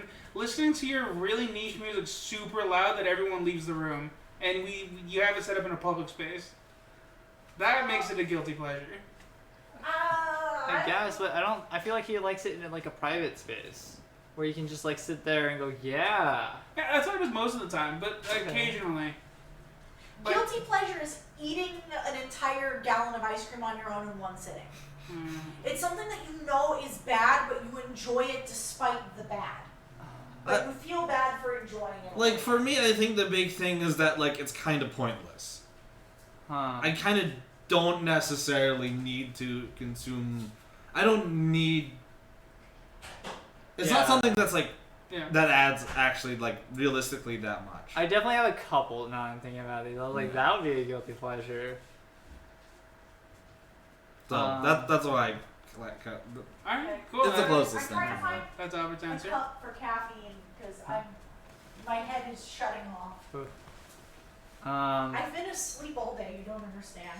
One of my guilty pleasures, like I guess is being able to wake up, immediately go to the computer, and then not like really leave it until it's time to go to bed. And just spend literally an entire day just on the computer. Oh yeah, that's a good one. That feels good. That's like, yeah, wasting it. Alternatively, there's also like Taco Bell. Just straight up Taco Bell. Yeah, I feel like there was a lot of like other like just garbage that I eat. Yeah, you eat a lot of garbage. I do eat a lot of garbage. Like literal garbage. Like, it's not literal garbage. Taco Bell's literal garbage. It's not. Yes, it is. Opening card packs for trading card games. Oh my god. It's so like, yes, look at all this new stuff, but also like, look at all this money I spent. What am I doing? And on that like note, also like League of Legends, because it's like on the one hand I really like the game, and I like playing with my friends. On the other hand, I feel really like guilty for enjoying such a like trash game. Now you're insulting all the League players out there. Yeah, that's There's fine. a lot of them out there. That's MOBAs fine. MOBAs are kind of trash. Yeah. Just in general.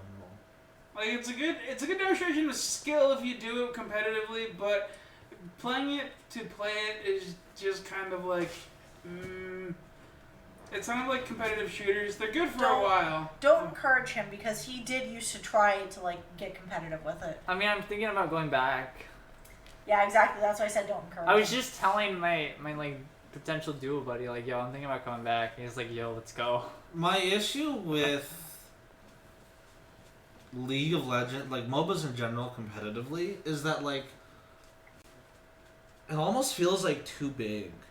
Like there isn't like a local scene you can feel like you're a part of. That's like a big reason why it's just like kind of like whatever. So like you can play it a lot and get good, but the chances that you'll get noticed by somebody and actually be able to like compete in an actual like LAN environment is like almost impossible. It's I want to say the top 50 get considered for a team.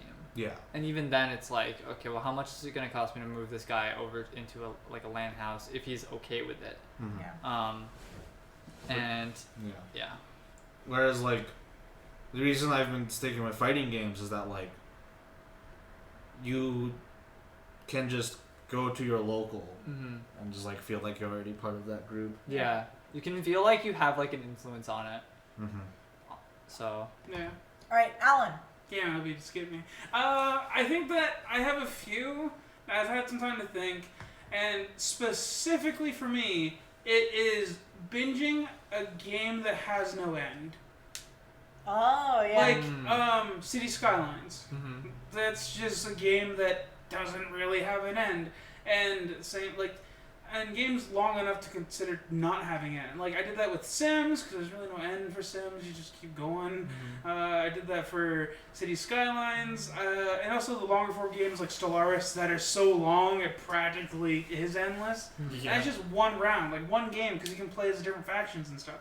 It's kind of insane. Like I enjoy those games so much, and I will play them for literal like weeks. And yeah, it's just it consumes so much time, and it's fun for me. But I know that I could be spending that time elsewhere, so that'd be a guilty pleasure. Getting so lazy that I don't want to cook despite not having food, so I go out and I get some takeout.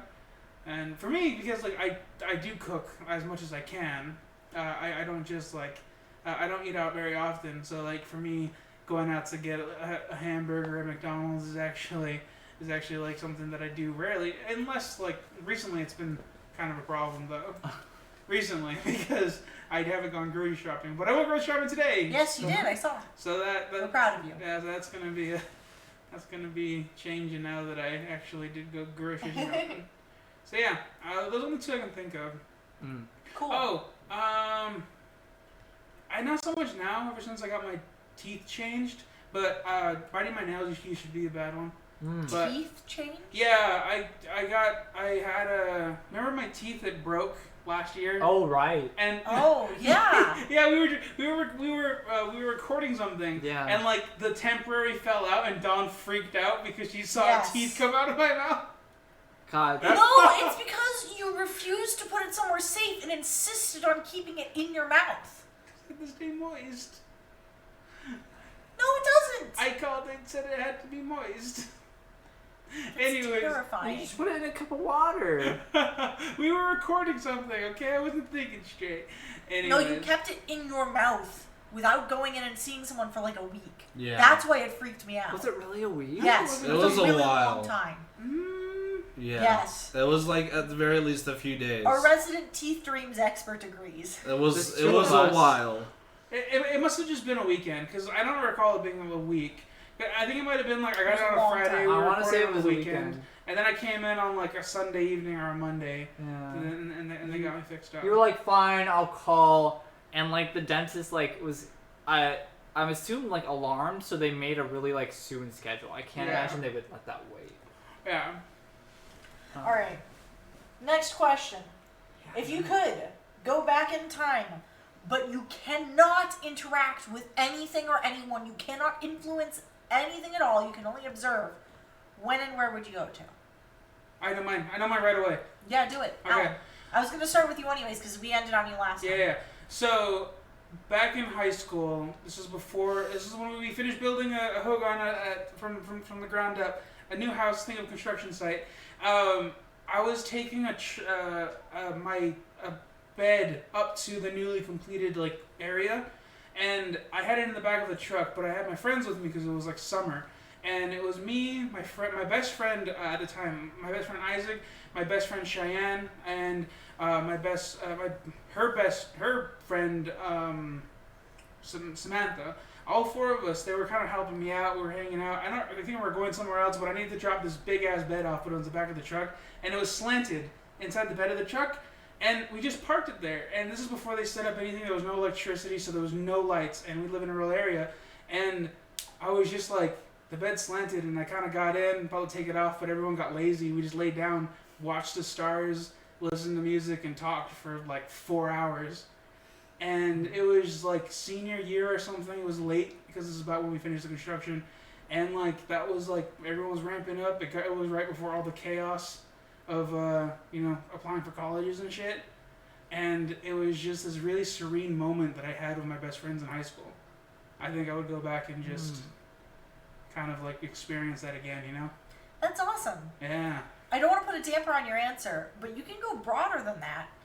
No, that's what I'd want to go. That's where I want to go. It's Yeah. way more personal than even going to see some historical event. Yeah. Yeah. Oh, I think you made it sound like it was part of our lives. Oh no! I meant anytime, anywhere. I like the personal aspect of it though. I do kind of want to get everyone's answer for this, and then come back around with the far-reaching one though. Okay. Because I hadn't even thought about making it so personal like that. I actually really like that. I like it better, honestly. So sorry, this is gonna make you guys change your answers.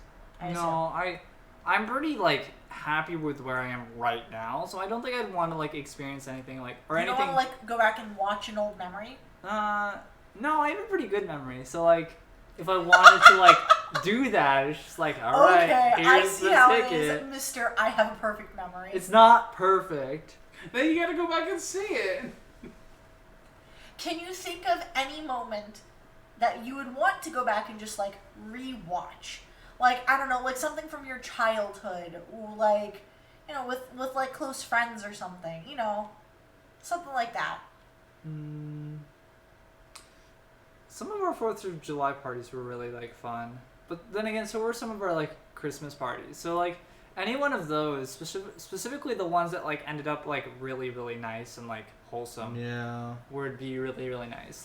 There were some Christmas parties where some of our +1s felt like they also got +1s, and then those +1s felt like they did. And it ended up being just a massive party. Yeah, and it ended up splitting into one party in the garage of +1s, and then another of and then it gets kind of weird when +1+1s. Yeah. It gets kind of weird when the +1+1s thought this was hey, let's go get high sort of party. Oh, and they totally changed the vibe of it. Yeah, because oh god, that's happened. So to not me. one of those, but one of the ones that was more inclusive. Maybe because our 4th of July parties are always right after or during Anime Expo, because that's kind of when Anime Expo is. But we ran into, we didn't unintentionally run into. We were yo, let's hang out, because we know that they're always there. Some of our friends from our sister school, and we're yo, come hang out. And it was a really cool feeling to get to include her boyfriend, who doesn't really have a lot of opportunity to socialize outside of work and other stuff. Cool. And I felt he really enjoyed that, because he's a bartender, or was. And he had I feel he had a lot of fun just sharing all the cool knowledge he has gained. And that was a really satisfying. This is fun. I'm having a lot of fun. So it would be that. That or the retaking of Stalingrad would be really fucking sick to be at. Wow. Damn, okay. Just all the chanting, it's yeah, I did it! It's damn, this is cool. I was thinking about that, because I had Call of Duty World at War on the Wii.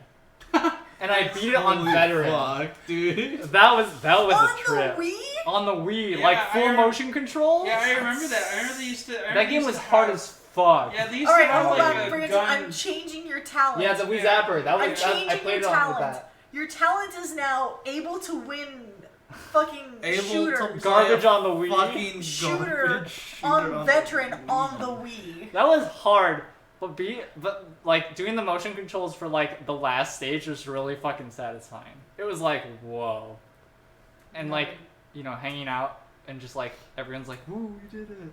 That would be really cool to be there like in person, or not like in person, but like just to get to experience that. Yeah, moment. just to get to see it. That'd be cool. Yeah. We're gonna we're gonna circle back to your question, Healthy Kale. I really like it. We're gonna come back to that after Albert shares his. It's tough for me because I don't have a lot of good memories of my childhood because like even high school I kind of look back on that and just kind of think that all the friends I had were shitty. So Well, it doesn't have to be high school. It could be, I don't know, like a fun moment in college. I don't know. It could be anything. It could be the culmination of like one of the campaigns that we had for fucking D&D. It could be, I don't know. Like, it sounds silly. I'd like to go back and like rewatch the moment that I like pitched blanket term to you guys because I don't remember what happened. I don't remember any of it. I don't remember asking. Well, I remember asking Brandon because you came afterwards. Yeah. But I don't remember like talking to either of you two about it and being like, we should do this. I'd like to go back and rewatch that personally because I don't remember what happened. I cannot recall for the life of me. But it could just be like an important moment, or I don't know. Or you could just go historical if you want. What's a cool historical moment you'd want to see?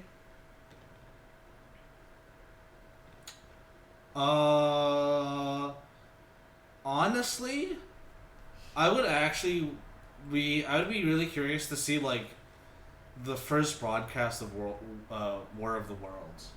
Oh, that'd be cool. Yeah. That would be really cool, actually. That'd be really cool, yeah. Yeah. For me, to answer the bigger one, I think that I would like to go back and witness the grand opening of the first World's Fair. Oh, that'd be super cool, yeah. Just because, like, it's such a historical moment, and just like the idea of innovation, and to like it's like it kind of feels like it opened the door on a new era, and I kind of want to like experience and see stuff like that. I've heard of it, I've seen stuff, but like just the energy I kind of would want to see, Yeah. Because like you got to remember, like this isn't people coming to see all this futuristic stuff and. It's like the first of its kind, so I don't know. I just kind of would like to experience that. Getting to know like how far like we really get to go, and or at least we've got to go. Thanks so far. for the resub, Crimson. We appreciate it. How you doing today, man? I hope you're doing How's well. it going? Yeah. You know what I'd like to see actually? I'd like to go back and see the first moment that somebody grabbed a fucking cow titty and said delicious. Oh, you got a point. Like that the discovery. When they're like, I could totally eat this cantaloupe or an avocado. Yeah, exactly. Like a ton of different. Look at this green shit. See, like, oh, it's not people that bad. deciding that it's a good idea to eat really weird things. Yeah. Like what was the logic? I'm fully envisioning at least like half of these were like dipshits being or like dare. bro, I fucking dare you to put that in your mouth, and then them doing them be like, this is actually really good. Yeah. And then the person who dared was like, no, and I'm like, yeah, fucking try it. I never thought of that. Yeah, I think those are the things like whenever I like drink milk or something, I'm just like. Yeah, I Yo, have what this the thought fuck? a lot, where I'm like, who decided this would be a good Really? idea? No, because I always thought that it was a lot of co-evolution. Like, it kind of you'd have to go way far back. I mean, maybe it could just be that, but I'd Yeah. love to see if it was, for a lot of different things, like who decided first that it would be a good idea to eat X, Y, and Z. There's like a ton of different things. You know what probably was? It was probably hunters. Yeah, most of that, hey, that the animal didn't die after eating that, let me try it. Yeah. I would just love to see a lot of those things. Yeah. Or like some of the delicacies that have been more recent, too, No, I'd love to see the conception of any of these. No, I want to put it past it to be like an actual hunter, like to kill a deer and actually like kill a female deer, and while they're packing or getting ready to move, they're just like, hey, look, there's a stack in here. This stack tastes tasty. Ooh, that's actually a really good point. That's probably definitely what happened with at least one of them. And then they realize that, hey, I could just keep this thing here and I get endless tasty. Endless tasty. Tasty. Yeah, you're right. Anyways, come up with a dad joke now. Alan. So I was washing the car with my son the other day, and then he turns to me and he says, "Dad, wouldn't it be easier to use a sponge?"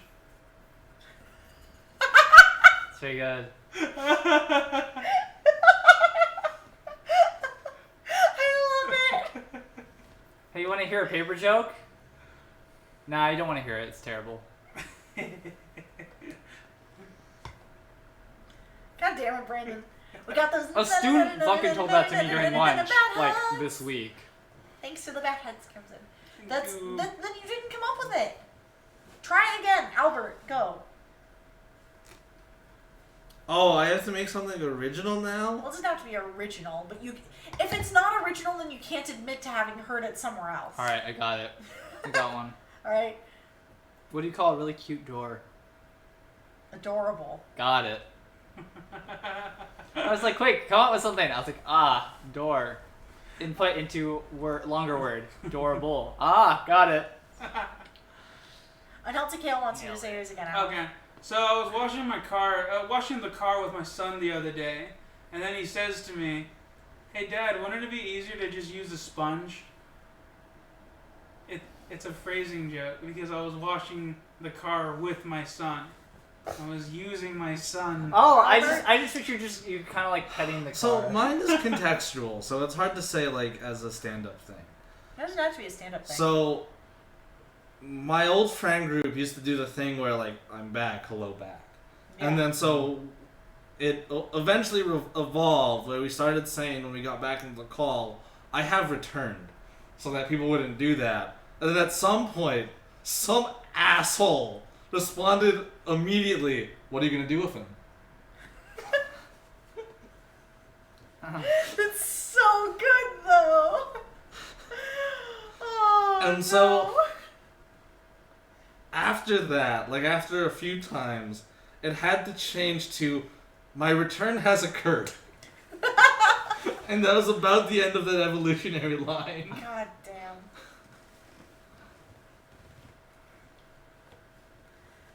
Well, there we go. You have our dad jokes. Fucking got him. Got him. All right.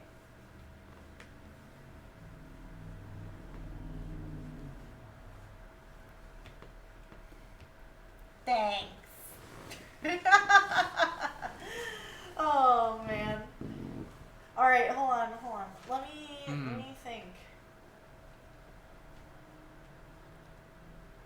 You know what? I think the reason that a lot of these are a little weird is because I did assemble the list with the intent of you playing a character and having to come up with like backstories for the character. Oh yeah.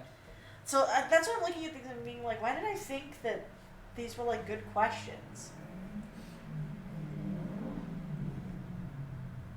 What the fuck does that? Oh, Googled. All right, what was the last thing you Googled? Right now or before we started the game? Yeah, because like... I'm gonna be honest, the last thing I googled is like a math problem. It's like something plus another thing. the last thing I googled, not including the stream, because the last thing I googled on the stream was what the dude's name is from Interview with the Monster Girl's name is. Yeah, I'm looking at mine right now. Yeah. The last thing I looked up was horseback tours near me. Nice. Oh yeah, no. Was does being in a soundproof room give you anxiety? Why did you just Google that? I was like, I wonder what like the science behind this is. If Well, it's like a definitely thing. just depends on the person. Yeah. Well, because it creates like it makes your ears feel like they're muffled because normally when you can't have a hard time hearing yourself from like the reflectivity thing, you have like stuff on your earphone or over your ears, so it like gives you that sense of that, and also just kind of like gives you a feel of like someone's nearby. Mm-hmm. Interesting. Or at least it gives you a sense of anxiety. And I wanted to see if that was connected to similarly being in a wide space, because it's always a little anxious being inside of like an auditorium by yourself or a large area. Oh, I love that kind of Not thing. necessarily. Brandon, you're relating personal preferences and assuming that they are associated with the masses. Well, I heard this from two different people. One was like, so I heard that like if you're in a completely soundproof room, you go crazy after a while. And then someone else today was like, like they had turned and was like, whoa, sorry, I thought someone was like right behind me or something. And I like looked out and I was like, that's weird, that's never really happened. But we were in like the auditorium and I was like trying to make like the connection between like the soundscape and how Okay, that's But fair. I think the connection might be there's this place, a research lab that does things, and they have a complete isolation room, isolation room where there's no lights, there's no sound, and it's set up such that it's completely sound canceling. So that way, sensory even when deprivation you room. talk, you can't hear yourself talk. Yeah. Oh, I hate Yeah. that. So like, I think that's what they're talking about. There's a difference between like sensory deprivation and in a soundproof soundproof room. Okay. room, yeah. Yeah.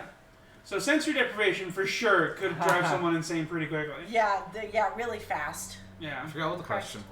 Oh, what last was thing you Googled last? Googled. Yeah, Oh, it's a math problem. Yeah, I looked mine up. It was the fan wiki for a podcast that I recently binged. I finished it and I wanted to catch up because a character died. It's an actual podcast, and a character died, and I was looking up the wiki for this new character because it's run by fans and there's a lot of fan art, and I wanted to see how the fans describe this character, like how they show this character, but it wasn't there.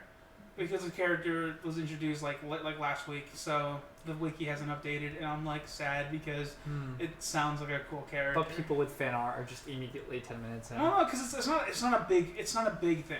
Yeah. Like it's not a big show, so yeah.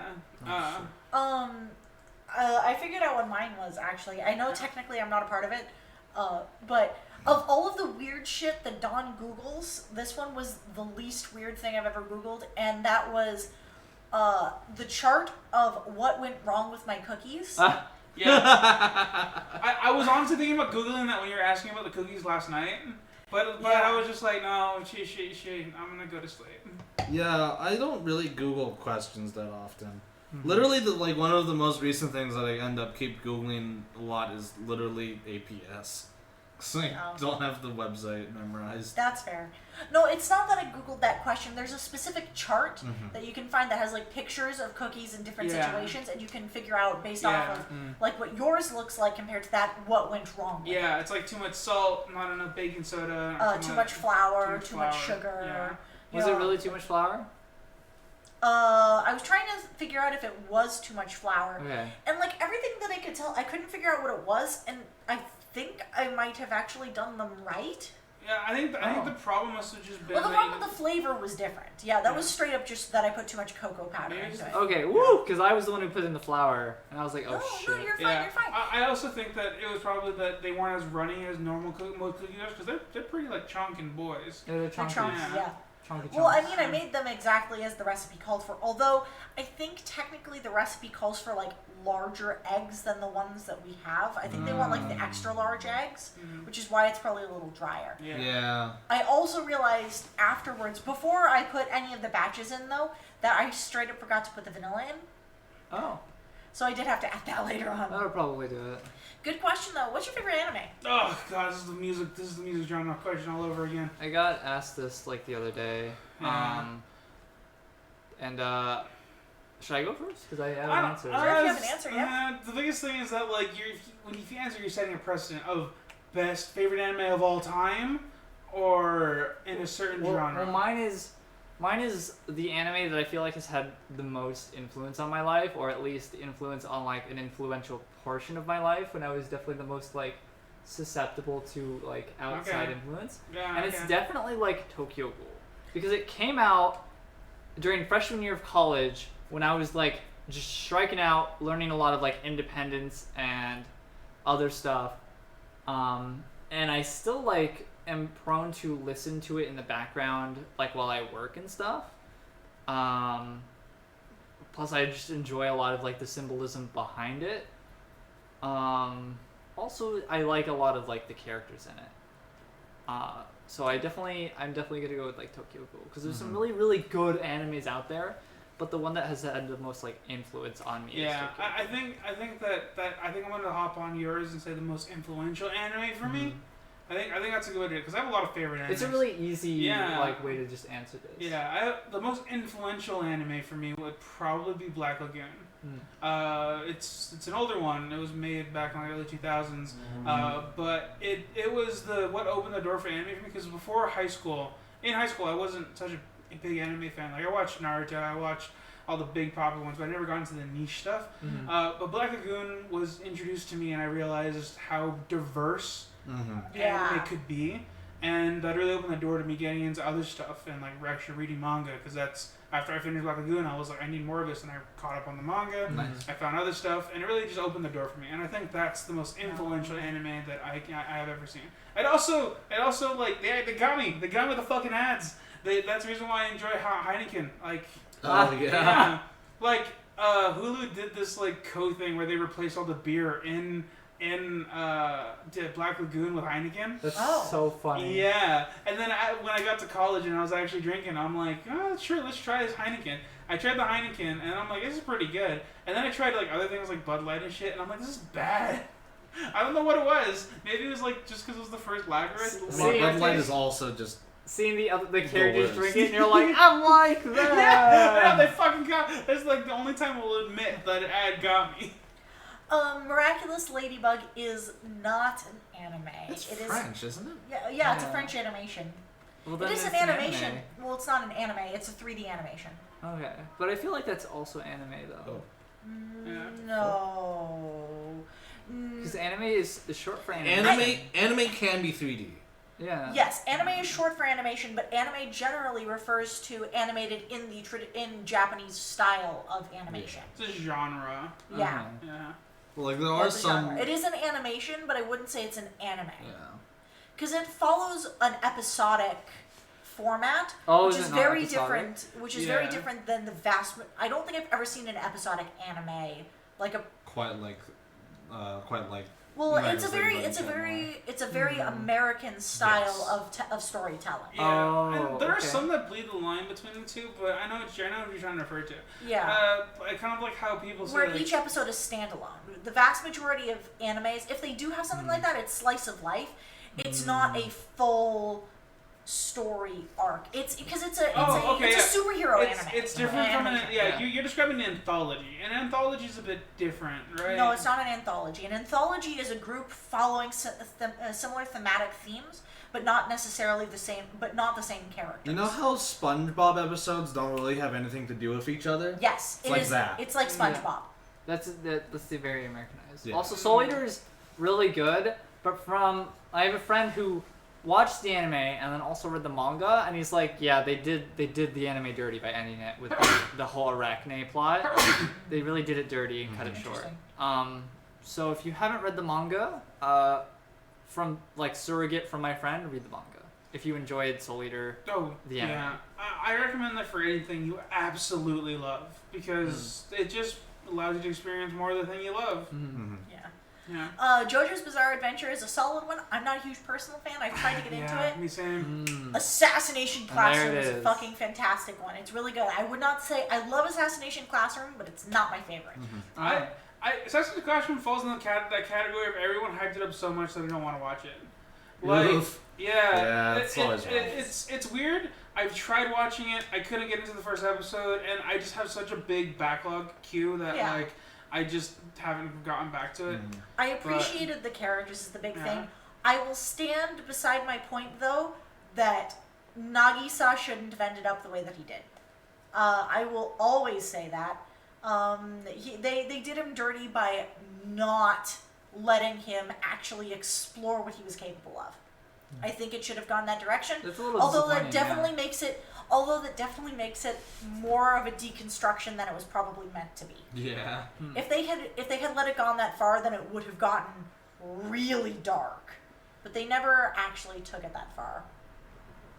I wouldn't go quite that far. But I think that they should have let him try do more, because I feel like they went a little too vanilla on it actually. Speaking of deconstructions, Madoka Magica. Yeah. Yeah, that's a good one. I've been meaning to. I got halfway through it, but then I think I just forgot. You haven't finished Madoka? No, I don't know why I didn't finish it. I think it might have been a thing where we know what it must have been. It must have been I had it downloaded on my phone, and then I got a new phone, and I just forgot that I was watching it in the chaos. But I re-downloaded it recently. Okay. And I am Please gonna, get through yeah, I am gonna watch it. I Yeah. remember, Because that's actually one of the ones, just circling back, the music in it is actually really interesting. Yeah. The music's really well done. Madoka is weird for me. I feel like I've watched the beginning and I've watched the end, but somehow like missed the middle somehow. Because I think I watched a lot of it like with other people, Oh. and like, but I wasn't there for all of it. So I think I've watched the beginning and like I know how it ends, but like I don't really remember any of the stuff in the middle. Madoka is one of the interesting ones where the OVAs, the movies coming Yeah. afterwards, are actually kind of important and further the storyline in a meaningful way. You don't Yeah. have to watch them, but it's nice to there's at least one that I'm thinking of that completely changes the context of the series. Yeah. That's really cool. Mm-hmm. Yeah. It's really cool, and it totally messes with your head. It's one of those things that I think is just really well done. Alternatively, Your Lie in April. Yeah. Yeah, That's really good that's a good too. one. Actually, I did want to follow have a follow-up question because it is I still Valentine's. haven't answered the Albert hasn't question answered yet. Have you? No. Oh man. I'm sorry. I just wanted to like throw mine out there real fast. Yeah. because- I'm sorry. I didn't realize that. Yeah. That's okay. I'm sorry, I would say it feels like a trashy answer sometimes, but I think Monogatari is still my favorite I anime. kind of figured. It's too unique. Simply, if not because it's like influential on my personal life, I feel like, but just kind of in terms of like, it kind of informs the anime that I feel like I like the most. It's fair. I I like that you're just like pointing at the camera, but you're not because you're pointing at the books books that I are have it. behind the camera. I have one of them here. 'cause I Hello, need to- Gonties. How you doing? What man? up? We weren't talking You about missed you. it. We weren't talking about you earlier. That'd be ridiculous. Cause like, it's How's board game night going? Yeah. the thing with the series as a whole is I feel like it's kind of like the genre as a whole. I feel like isn't something that American media does well ever. Yeah. Like the way that it presents like mystery and like surrealness isn't something that American media does very well, in my opinion. If American media does surrealism, it usually does horror surrealism, Yeah. which is it does horror surrealism or like psychological horror surrealism. I feel like That's just the biggest thing is that those emotions are easy to capture in real life. It's Yeah. harder to capture the surrealism Albert's describing Yeah. in any medium aside from animation. yeah. Yeah, it's just difficult. It's not that I don't Well, think they don't honestly, try. like the Hell books yeah. do it very well too. Yeah. Yeah, it's also really easy. It's not easy to do in books, but Oh, it's easy. It's you better done in books. You That's know, what I'm the looking for. only example I can find in any sort of Western media would probably be what's his name? The guy who did Midnight Kingdom, the Grand Budapest Hotel. I can't remember his name. Oh, Steven- Andrew West. Oh. Yes. No, Maybe? that's not right. It's Wes Anderson. There we Yes. go. Yeah. He I was like, wait, that's not right. Yeah, he captures like a level of surrealism I think Albert would appreciate. Okay. Yeah. Yeah, that's the only example I can find though. And like, Yeah, we got there. and just like kind of in general, I feel like whenever like Western media does like supernatural things, it always just feels kind of dumb. Like the actual series Supernatural. Feels like it all kind of ends up being sort of like that sometimes, and I'm not Yeah. super into it. There's a wide breadth of things, and I think that Yeah, you that's just fair. need to find the one. And like there's something to be said about Western supernatural stuff. There's one I watched. It was called. Oh God, I have to look it up. It's on Netflix. But like, Real fast, I just want to address the stuff going on in chat. We love Orin and BNHA. BNH, yeah, wow. My Hero Academia, but I wouldn't classify either of those as like all-time favorites. I They've always got circle some back really to Orin. good moments in both. Yeah, they have Yeah. really good ones, and I always circle back to Orin, but I wouldn't say that like it's the most influential. Again, Yeah. Madoka Magica, Your Lie in April. I always recommend Your Lie in April to literally everyone. And Howl's Moving Castle is not an anime; it's a movie. Yeah. And it's Studio Ghibli, which doesn't like being called anime. Yeah, Studio Ghibli doesn't like being called anime. I do feel like anime movies are a thing though, especially more. Yes, Studio Ghibli is not an anime movie company. Though. Yeah. It's not. Princess- It's an animation, but it's not anime. Princess The- Mononoke did have a really like big influential like Princess like, Mononoke point definitely on my did. life though, because I watched it really early. Yeah. I It was really still cool. think that anything Ghibli is still considered in the anime genre, even if we don't say it's an anime. They don't like. Yeah, they don't I'm want just to be saying it's in classified the as it. genre. There's what else would you call it? It's an animated classic movie. animation. Well, you wouldn't call it Disney movie. Because it's not episodic, Anime. I feel Yeah. Well, anime. Well, no. You can't have anime movies. I think it's a matter of the storytelling. Because anime storytelling is very different than movie storytelling. You can have like anime movies that are told in anime style. Yeah. So. Well, okay. How about this? The live action versions of like Full Metal Alchemist Or Death Note. and Death Note, those are still anime movies despite being live action. It's about style. I would say it's about style, honestly. So, See. the big thing for me, I did actually recently watch an anime movie. Did any of you watch Your Name? Yes. I want to. I haven't found it So- anywhere to watch. It's really good. I didn't watch Your Name. Then show me somewhere I can watch it. I can't find it. Illegal But pirating. I did watch the That's same illegal. director's like newer movie. Weathering with You. Weathering with You. Yeah. And it was really good. And I'm assuming Your Name did the same thing, where it was punctuated at certain points with like music, like like OVA, like not OVA. Like the beginning song in an anime, right? The OP. It's like punctuated by like OP style songs. Huh. So even though it's like a movie, it still has like the beats of The opening. like this Of kind an of like anime. it has the beats of an anime where like there's an opening and it kind of like feels sort of like a new episode, even though it's a continuous movie. Yeah. Did Your Name not do that? I feel like your name did. Yeah. Did it? I've I'm never like, seen it. You're I don't describing know. this, and I'm like thinking of like, I think this is what he's talking about, like this moment where they're doing like the montage where they're waking up, Yeah. doing the different cycles, and then they do it again, and then it's almost like, okay, well now we're in a new section of the story. There's like a montage portion and there's like lyrics and everything Yeah. like that. Yeah. I'm pretty sure Your Name did do that. Yeah. Just because it's in the anime genre, when you look it up, doesn't mean that the internet is correct. Or whatever. Just because Blockbuster put it in the anime section. Just because Netflix thinks it's anime Because- doesn't mean it's true. Like Howl's Moving Castle is very much like everything's like very much like super continuous. There isn't really Yeah. like that montage moment. Thanks for the host. And it's also like, I think all the Ghibli movies are traditionally animated, aren't they? I Yeah. think so. Like pen and paper, like no computer I'm pretty sure. stuff.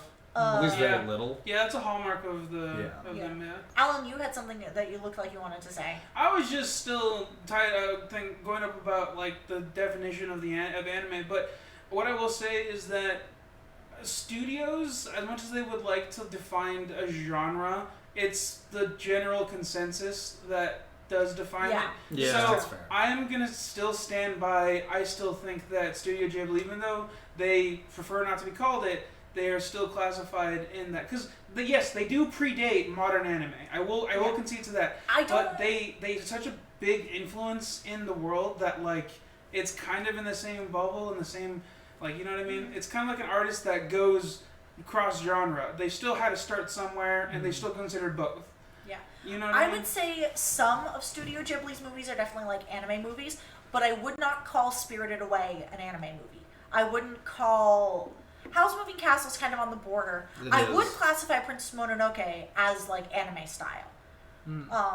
But I feel like it's kind of hit or miss with it. Yeah.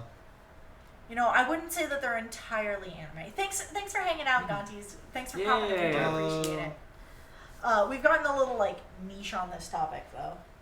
Yeah. We all got a really little like stuck. anime. We all really like If you it. couldn't tell. I should rewatch and reread Howl's Moving Castle at some point. The book and the movie are very different. Yeah, and they're both very good.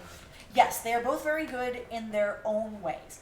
That's one of my big issues with Howl's Moving Castle, actually. Oh, and now that Albert's answered his question, I wanted to clarify the anime thing. Go for Your it. favorite romance anime? Oh. I Favorite recently romance? rewatched my favorite romance anime specifically because it was coming up on Valentine's Day, and that's it's My Love Story, also called Ore Monogatari. That's a good one. Yeah, and Fuck. it's such a good wholesome thing, and like it's so fascinating to like watch in a weird way. I don't know how to describe it other than just it's two innocent fucking cinnamon rolls Yeah. trying to falling in love, and they're friends and they're trying to struggle with simple shit. Like, the whole ending of everything is literally them just holding hands. There's a whole, 2-episode arc about them just being comfortable holding hands. And it's the most adorable shit ever. Anyways. That's good. Yeah. I feel like I don't watch too many, romance. Yeah, me too. Yeah, you watch a lot of, action. Yeah. And if it's You not watch action, shit. sometimes it'll just be harem, and you don't really want to consider that romance, because it's just kind of Yeah. whatever. I wouldn't classify. Well, Yeah. It can be. I mean, I get that you could it's romance. There's love. I but, would say that it's only romance if they choose someone Yeah. and everyone's in support of it, and it's Yeah. not, and it doesn't do school days shit. Yeah. Oh God. Yeah, Fucking because school Orin days. High School Host Club is both a harem and a romance. Yeah, because they Haruhi makes a Haruhi makes a decision, and Yeah. everyone supports them. That's the big thing. That's why I the was big gonna thing. say Orin is probably the top romance anime. I actually really like Orin. Yeah, I love it's Orin really, High School It Host is Club. good. It's I very didn't good. make it to anywhere top list, but if it was top list for romance, it's something like that. You haven't read the manga for Orin High School Host Club, I highly recommend it actually. Because the only season of the anime that's out there is a third of the story. Yeah. It tells one series in it, and it keeps going and going. But it's not it draws on and on and on and on. It does a really good job of continuing onwards with the story and adding more substantial to it. Yeah.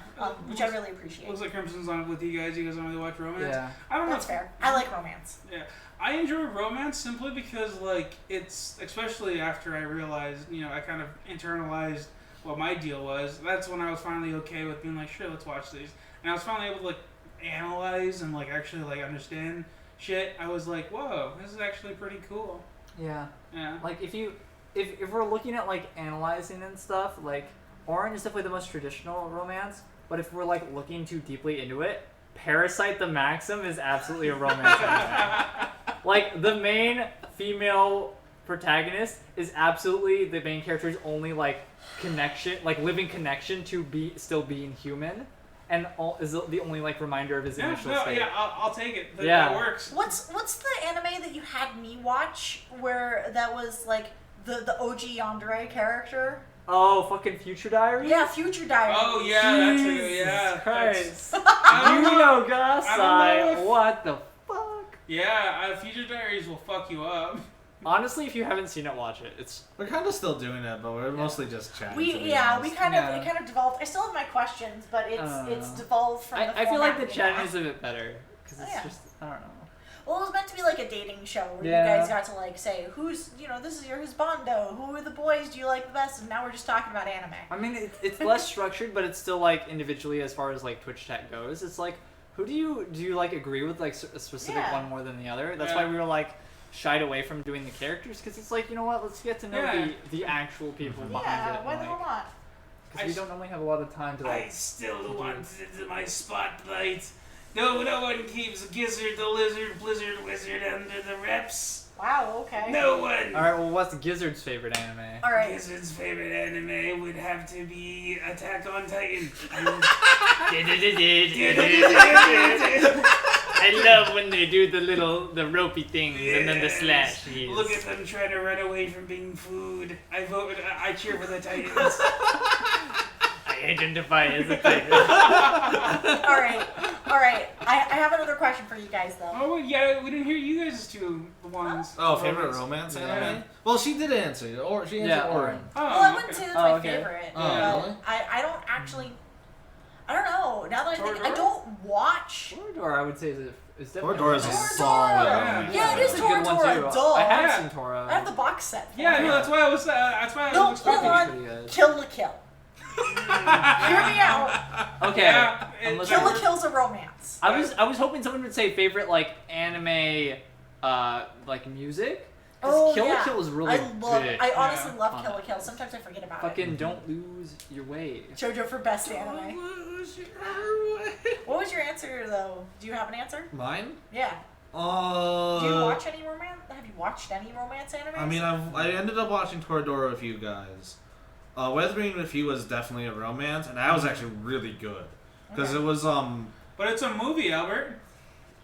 It's an anime movie. We decided. It did the surrealism thing, so that's kind of what got me like hooked into it, and it was like it was really cool, and just the cool surrealist like bend on it just was cool. Sorry, my shoulders are kicking. I'm sorry if that sounds vague, but like anything I would say to describe it more is super spoilers, and you should watch it. So I don't want to spoil it. Yeah. Cool. I was just tangent. I was watching a video on like best video game stuff, and they were talking about like walking simulators. Yeah, I was watching a walking simulator video. They were talking about them, and they were talking about, I think it was like What Became of Edith Finch or something like that. Oh yeah, that's a popular and one. he was talking about like how he was rating walking simulators, and one of his criterion was, can you like see their body if you look down, like see their feet? And he was like, I would show you, but her shoes are a spoiler. And I was like, what? I actually skipped past it because I have that game and I want to play it at some point. But anyways, just tangents. Yeah. Anyways, just Also, weird spoiler things. I don't know what Gov's saying here. We're saying Tank Police. I don't know. I watched Girls on Panzer today, and I wonder if this relates. I have another question for you though. Yeah, go ahead. We should stop. I mean, I don't mind talking about anime, but we've been on anime for a while. We'll Yeah, keep going. Alright. let's go. So, if you were to get a tattoo that best embodies like who you are or like what you'd want on your body, if you were to get a tattoo, what would you want? So the big thing for me is that if I were to get a tattoo, it would have to be something that I've like made. So like if it's like some sort of depiction of something that I've like personally made, like a project or something. And as of right now, I've not done that thing.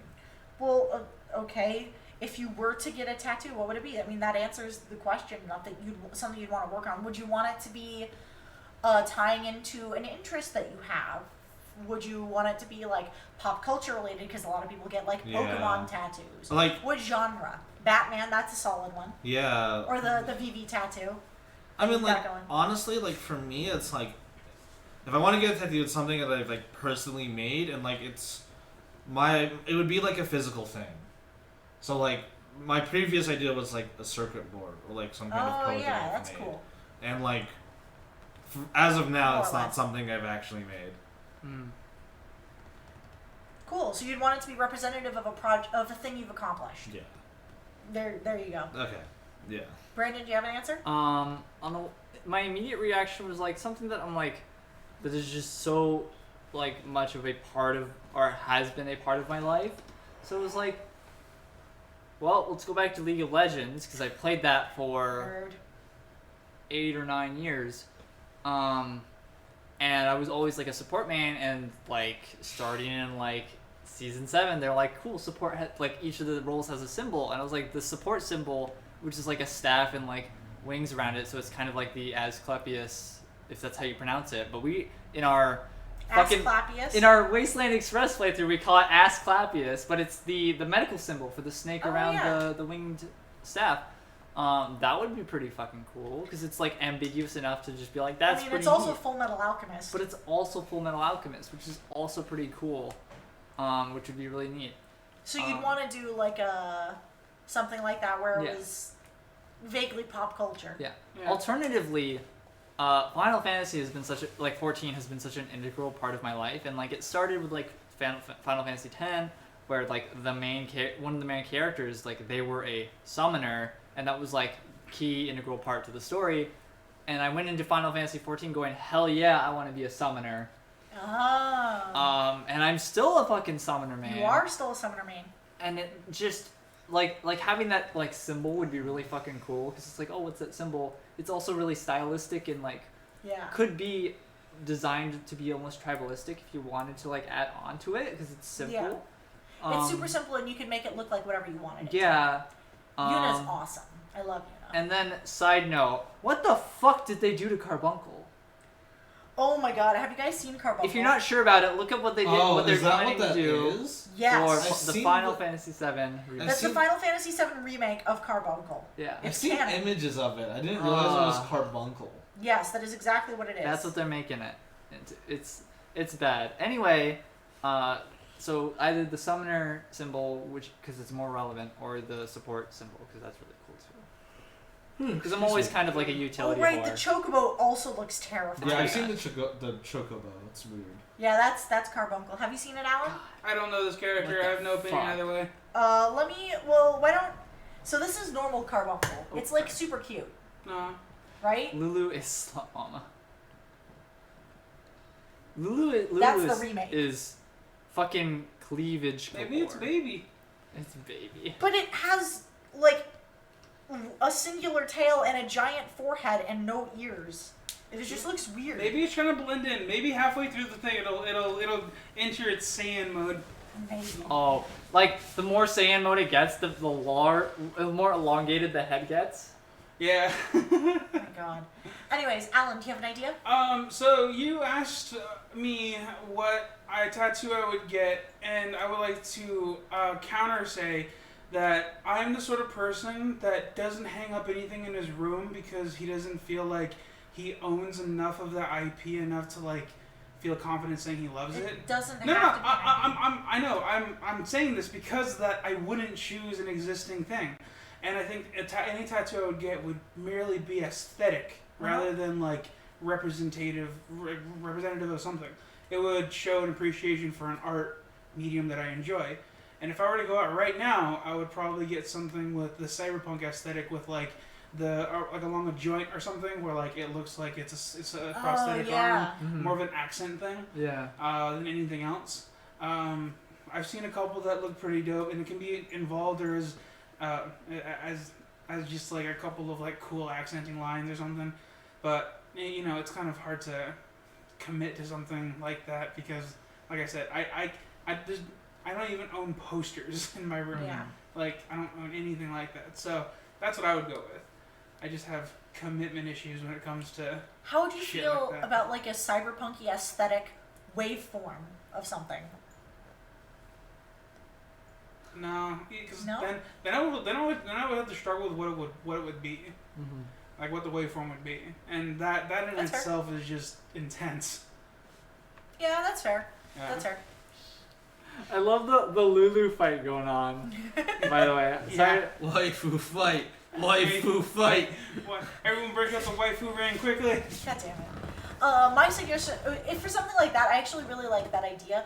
Catherine and I have talked about getting like matching tattoos. Mm-hmm. Catherine's really afraid of needles though, which is the only reason that we haven't done it already. We actually did design something, just kind of silly. We wrote it in circular Gallifreyan, which is not an actual canon language from Doctor Who, but it's like a fan created one, but it looks like really pretty and circly and stylistic. And we absolutely just wrote locker buddies in that. Because the reason that we met each other is because our lockers were next to each other in 6th grade, and that's what we were. We were locker buddies. Favorite video game? That's a solid question. Because we did music anime. Yeah. Favorite video game? Did we not? Oh, I guess we did video game music. Yeah, we were talking Yeah. about specifically video game music. Yeah.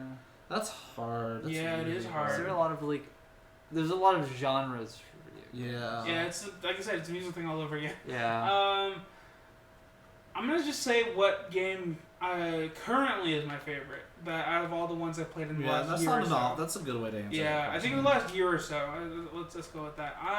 I think in the last year, I think the game that I had the most fun with would probably have to be, I guess, Fallout 4, because I finished it. I really enjoyed it, and like I didn't play Fallout 3, but people say it's better. But I streamed it, and that was the first time I actually went through an RPG like that, and it was really fun. So Solid. yeah, that's like one of the top ones. Oh, sorry, I didn't realize you were. I thought you were finished. No, with there that. are more, but you guys can go and answer your first one. I'll come back. Oh, okay. I mean, my first one's obviously Final Fantasy 14. I love that game. I love that game to death. It's just Yeah. like there's so many like fun aspects that I enjoy. Yeah. Also, I really like the grind. So, it would be pretty obvious that it would probably be some kind of MMO as far as like top goes. Oh, wait, Riku's a thing. I would say I've been playing a lot of. So for me, like I feel like the video games I've enjoyed the most have always been the one where like I find the community like nice and engaging to interact with. Yeah. And so Rivals of Aether has really been that for me for a while because like both being part of the local scene has been really nice, and like also like the people online are just like actually kind of fun to be around with, and like people generally aren't assholes. Unlike many of the other community-driven games that I've played before, so... I think that's why Brandon and I like Final Fantasy XIV so much. It's because the people in the community aren't dicks. Thanks for the lurk, Crimson. We appreciate it. Plus, like, it's also, like, really fun, and, like,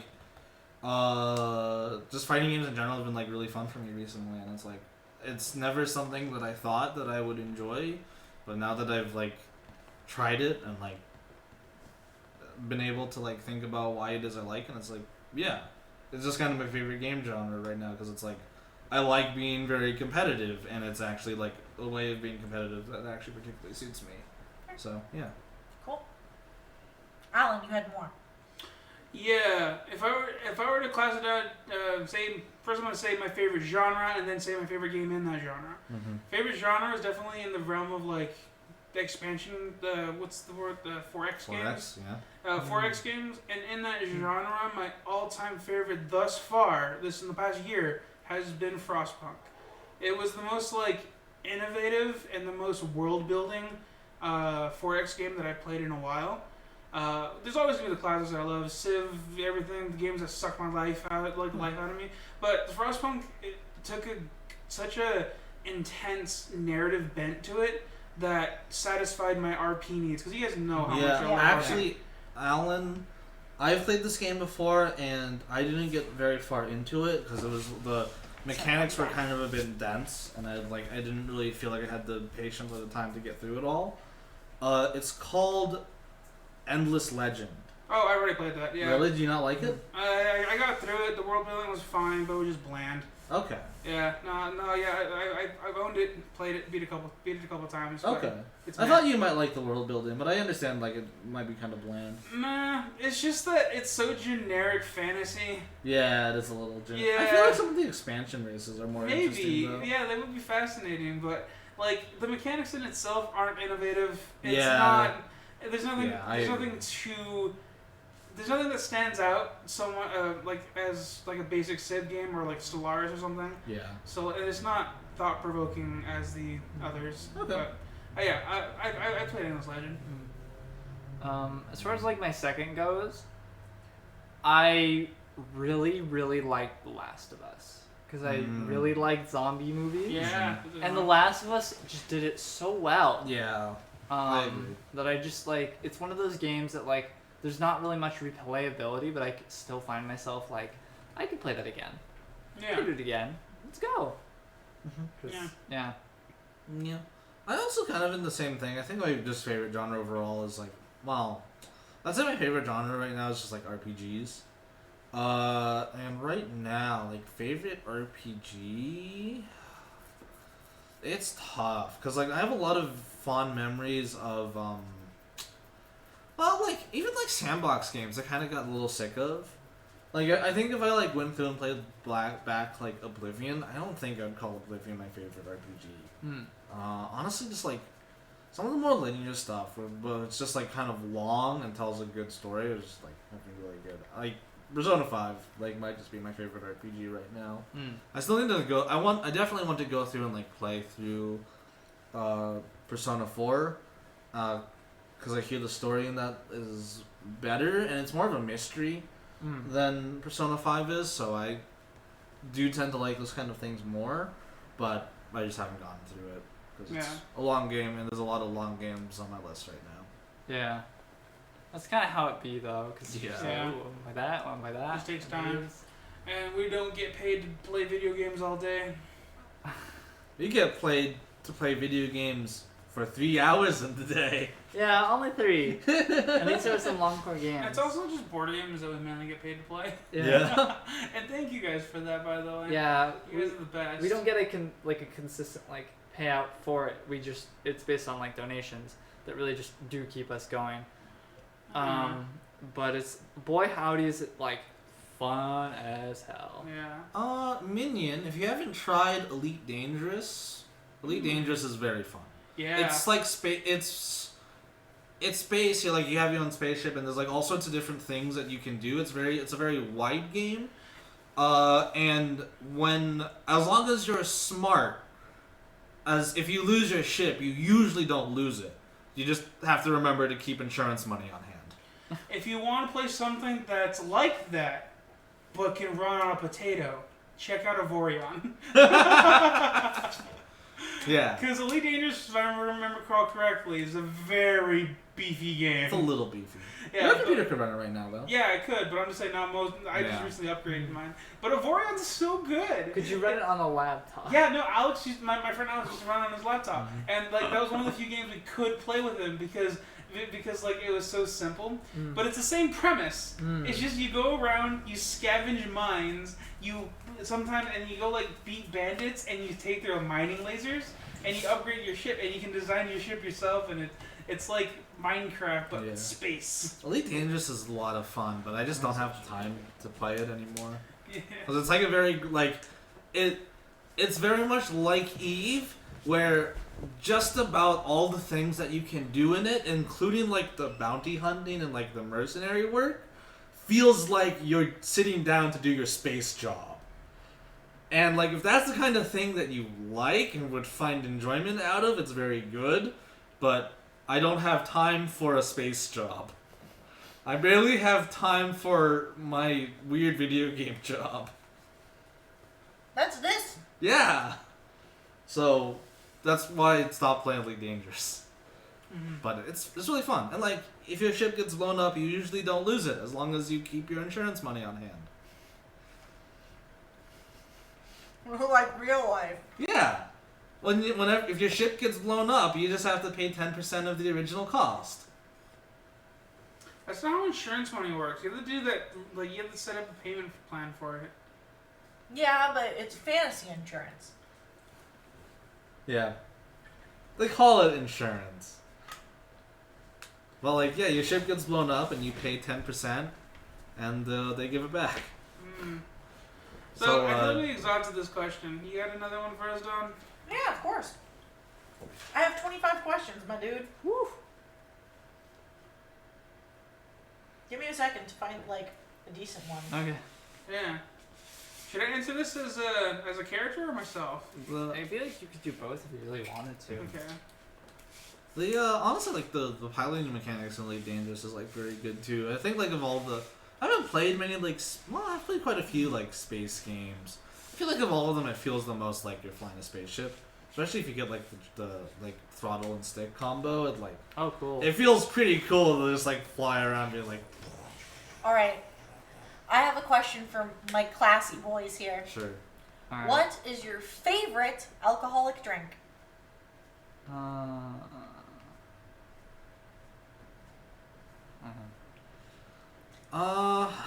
Not necessarily the one that, like, your go-to. I want your all-time favorite. So this means, regardless of cost, Mr. Cheapskate, what's your absolute favorite? The best one that you've had, the best, like, Okay. I the think one I know that mine. you'd like to do again. If you have yours, then go for it. Yeah. So, there's a podcast called Skyjacks. Oh, That's being released by the One Shot Network, and in their most recent series they're pioneering folk punk, where they're like they have a skyship, and like it's folky and whatever. Okay. But they have a beer that's made like a mix. It's called the Maelstrom. It's made from toasted herbs and like beers and like various grog stuff. The idea is it's supposed to be like a spiced mead that's supposed to hold over on very long trips, and it's pungent. And a mixologist made this drink, and it is the most herby thing you can drink, and it got a kick. It's like it's called a Maelstrom, but it is insane. It's a bomb drink, so like you actually have like a really strong liqueur and like a solid like Guinness base, and I mean I know it was a clear drink. It was like a lager with like ginger beer with like a bunch of other stuff, and you drop it in, and as soon as you drop it in, it starts swirling because it's a really light colored beer with like a really strong dark herby like syrup. Drop it in and it just swirls around. It's called a Maelstrom. And the ingredients aren't cheap. Like if you make it properly, because I made a shitty one before. And even the shitty one, I remember you really liked. Yeah, but if I could have that properly made, that would be insanely good. Yeah. Whatever the hell Hochin was paying for at that really nice restaurant. What? It was like this like really fruity drink, but it was really really good. I don't remember. I don't remember what it was called either. But then again, I had like 2 of them, And so that fucked you up. it was great. It was really good. I really enjoyed it. So Do you remember what flavors were in it? I want to say like it was there was some citrus, but I feel like there was like some pomegranate. You know too. what? It was definitely citrus. Yeah. It was orange based. Yeah, but it was really good, and I feel like a lot of like fruity drinks I can just keep going on because Yeah. my body is just like, or rather my tongue is just like, it's soda, keep going. And then my Yeah. brain's like, stop, you fool, You fool! you fool, You fool. I can't feel the toes, and the toes are like, keep going. I find it weird that your categorization of I'm drunk because I can't feel my toes. No, I No, thought it's that he well- can't feel his nose. Well, it's Yeah. the further It's extremities, yeah. So No, it's yeah, like that happens to me too. the fingers, but I mean, I'm constantly like moving my hands and fingers, so it's really easy to keep feeling those. Yeah. But like, if I'm usually like sitting, so it's like Has Albert never been drunk? the more When I get drunk, I don't think that, I can't feel my he doesn't extremities. think about these things. Yeah. I don't actively think about feeling my toes, I guess. I think- you just notice. I guess that's fair. Because, like, my general categorization if I'm drunk is, I can't actually think straight. So my experiences with Brandon in a variety of inebriated states says to me that Brandon is always categorizing every single part of his body at all times. And the reason that I say this is because when I brought him back after his wisdom teeth were removed, he consciously, in his high state, and he doesn't remember doing this, decided that he wanted to make a list of how he was feeling so he could look at it later. And you know what? I think it might be on this notepad. I remember taking the list or like jotting down the list, and I remember seeing like having a hard time seeing straight, so like seeing double, and that's the only thing I remember writing down. You wrote like a full... Yeah, it was almost a full page. Like I remember writing it down, but I don't remember what I wrote. Hold on, it's... You know what? It's not in this notepad. Yeah. It's in a different one. But It I was think I took for- a picture of it. It 'cause was I for thought it like fun. later reference to be like, huh. To see how it... Yeah. Yeah. Yeah. Let me see if I can find this real quick. Was this before or after? It was So before. I'm going to go ahead and answer the question Yeah, go and for just say I just like gin. Nerd. Yeah, I just because when we went to what was the board game bar place? The one we first went The to Grid? for Evil. No, the one we went to for Evil Upheaval. Yeah. Oh, Snakes Oh, and yeah, Lattes. Snakes and Lattes. They had, I think it was called the Inventor.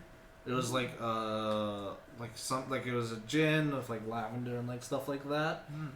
Damn. It was just like it was really good. I did not take a picture of it, I'm I'm afraid. down to go there again. Yeah, I'd like to go Just there play again. board games. Snakes and Lattes is But cool. I guess we Yeah. can just do that 45 later. minutes away.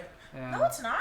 It's in Tempe. It's in downtown Tempe. It's on Mill. Takes so long. It takes us like 20 like minutes. 20 minutes Oh, max. what up, well, dang Thanks. it. Hi, Will Dang It. How you doing today?